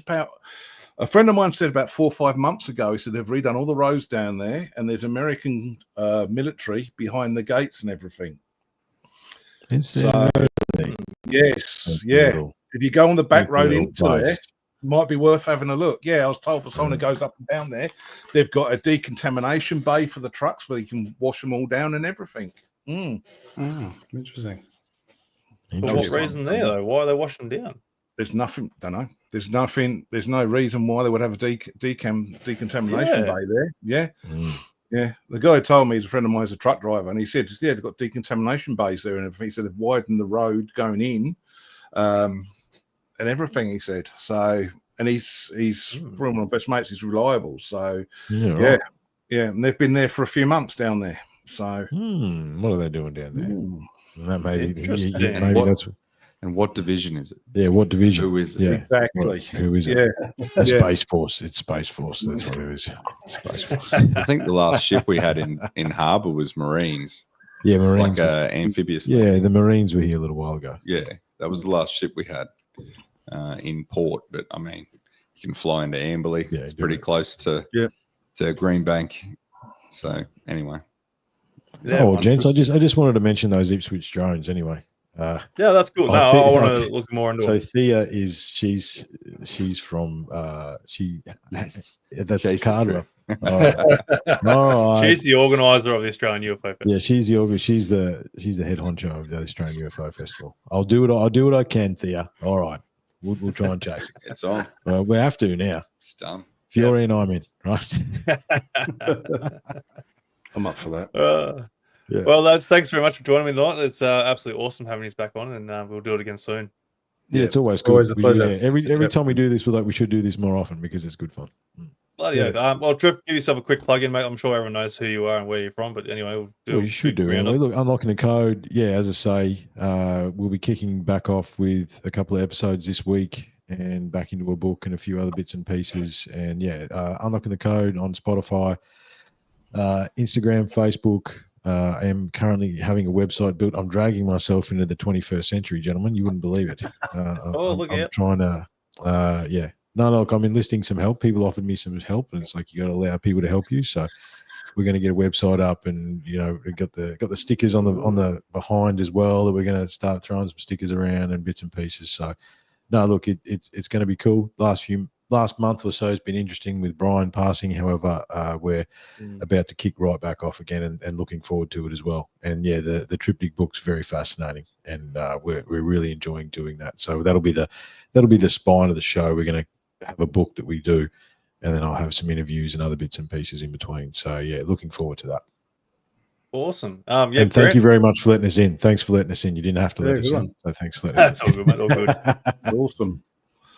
And Leigh, I've got to get in touch with Leigh. We've got to sort a date out so he can come out to the studio. Yep. I want to have a one-on-one with Leigh about his paranormal stuff and his research. So keep an eye out for that one. Most definitely. Yeah. We'll tee that up soon. Yeah. Cool. Yeah, great. Yeah, so if you're on X, follow me at Grant Lavac. That's where I'm most active on social. Podcast, The Unexplained Rundown. You can catch it on YouTube and Spotify. Just search for The Unexplained Rundown. I usually do a live stream once a month just to provide some updates on what's happening or not happening down under. So feel free to check it out. Wonderful. And Leigh? Yep, you can catch us on Facebook at Devilz Lane Productions. Also, we've got a Facebook page for the film, which is a little bit out of date. I'm trying to catch up, and that's called Disclosure: Australia's Alien Encounters. And you can reach me on email on that through those pages if you've got a story you want me to know about or anything like that, or something of interest. That's about it for me. I don't have X or anything, so I spend my whole life on social media otherwise. So good to have this. And where are you from, Anthony? Where are you from again? I'm not sure. I'm not sure. Somewhere. Look, guys. You have got Chris to remind him. Yeah, where is Chris? Yeah, Chris. I don't know where he is. Who's Chris? I can't remember. Have you found him yet? No, so look, guys, obviously you know who I am. I like to think you do by now. But yeah, Cannons Down Under, guys, do a podcast there. Join us live as we do now. Spotify, Facebook, all that sort of stuff there. If you've got an experience there and an encounter you want to talk about, hit me up, get you back on here, and we'll have a bit of a chin wag. Been a bit slack lately in the releasing of episodes and such and getting back into the podcast full time, but we'll get there eventually. I've got a line up there, so we'll just pull my finger out of my ass a bit and get things going again. It's all in good time, mate. Listen, we do passion projects. We're not being paid for this stuff. That's right. And family's always priority, so I've got to go on. Yeah, you got to look after what you got to look after. Absolutely. Yeah. So again, guys, please sign the petition there for me and help support the cause there. And I'll also shout out to Thea as well. Shout out to Thea for the Australian UFO Festival. Go and find it. Well, she shared the date. So was it August 26th? I think it was. Or was it 6th of August? I can't remember now. August 6th. They're still there. Yeah, it's an extra day this first next year. Yeah. It looks like it's going to be an extra day doing Thursday, Friday. That's right. Yeah, 2 days. 2 days. Yeah. So it's going to be a big one for next year's at the Australian UFO Festival there, guys. So, of course, this is the time now to go and try and organise to get there, as we would love to go and see you up there. And it's going to be an absolutely awesome event. Heaps to do up there, heaps of people to meet and listen to and things to do. So, absolutely wonderful, beautiful place too. It's a really good, nice little town. So, definitely go and get that in your sights there, guys. But yeah, otherwise, thank you very much, guys, for tuning in. And it's great seeing you again. And thanks for everyone getting involved in the chat there. Absolutely awesome. Love seeing that. And yeah, it's cool. Always good chat. Love having you guys there. It's always good to see you in the comments there. Yeah, all the best, guys, and until next time, and see you in the next. Thanks, gents. That's good. Thanks, Anthony. Thanks, fellas. See you again. See you guys.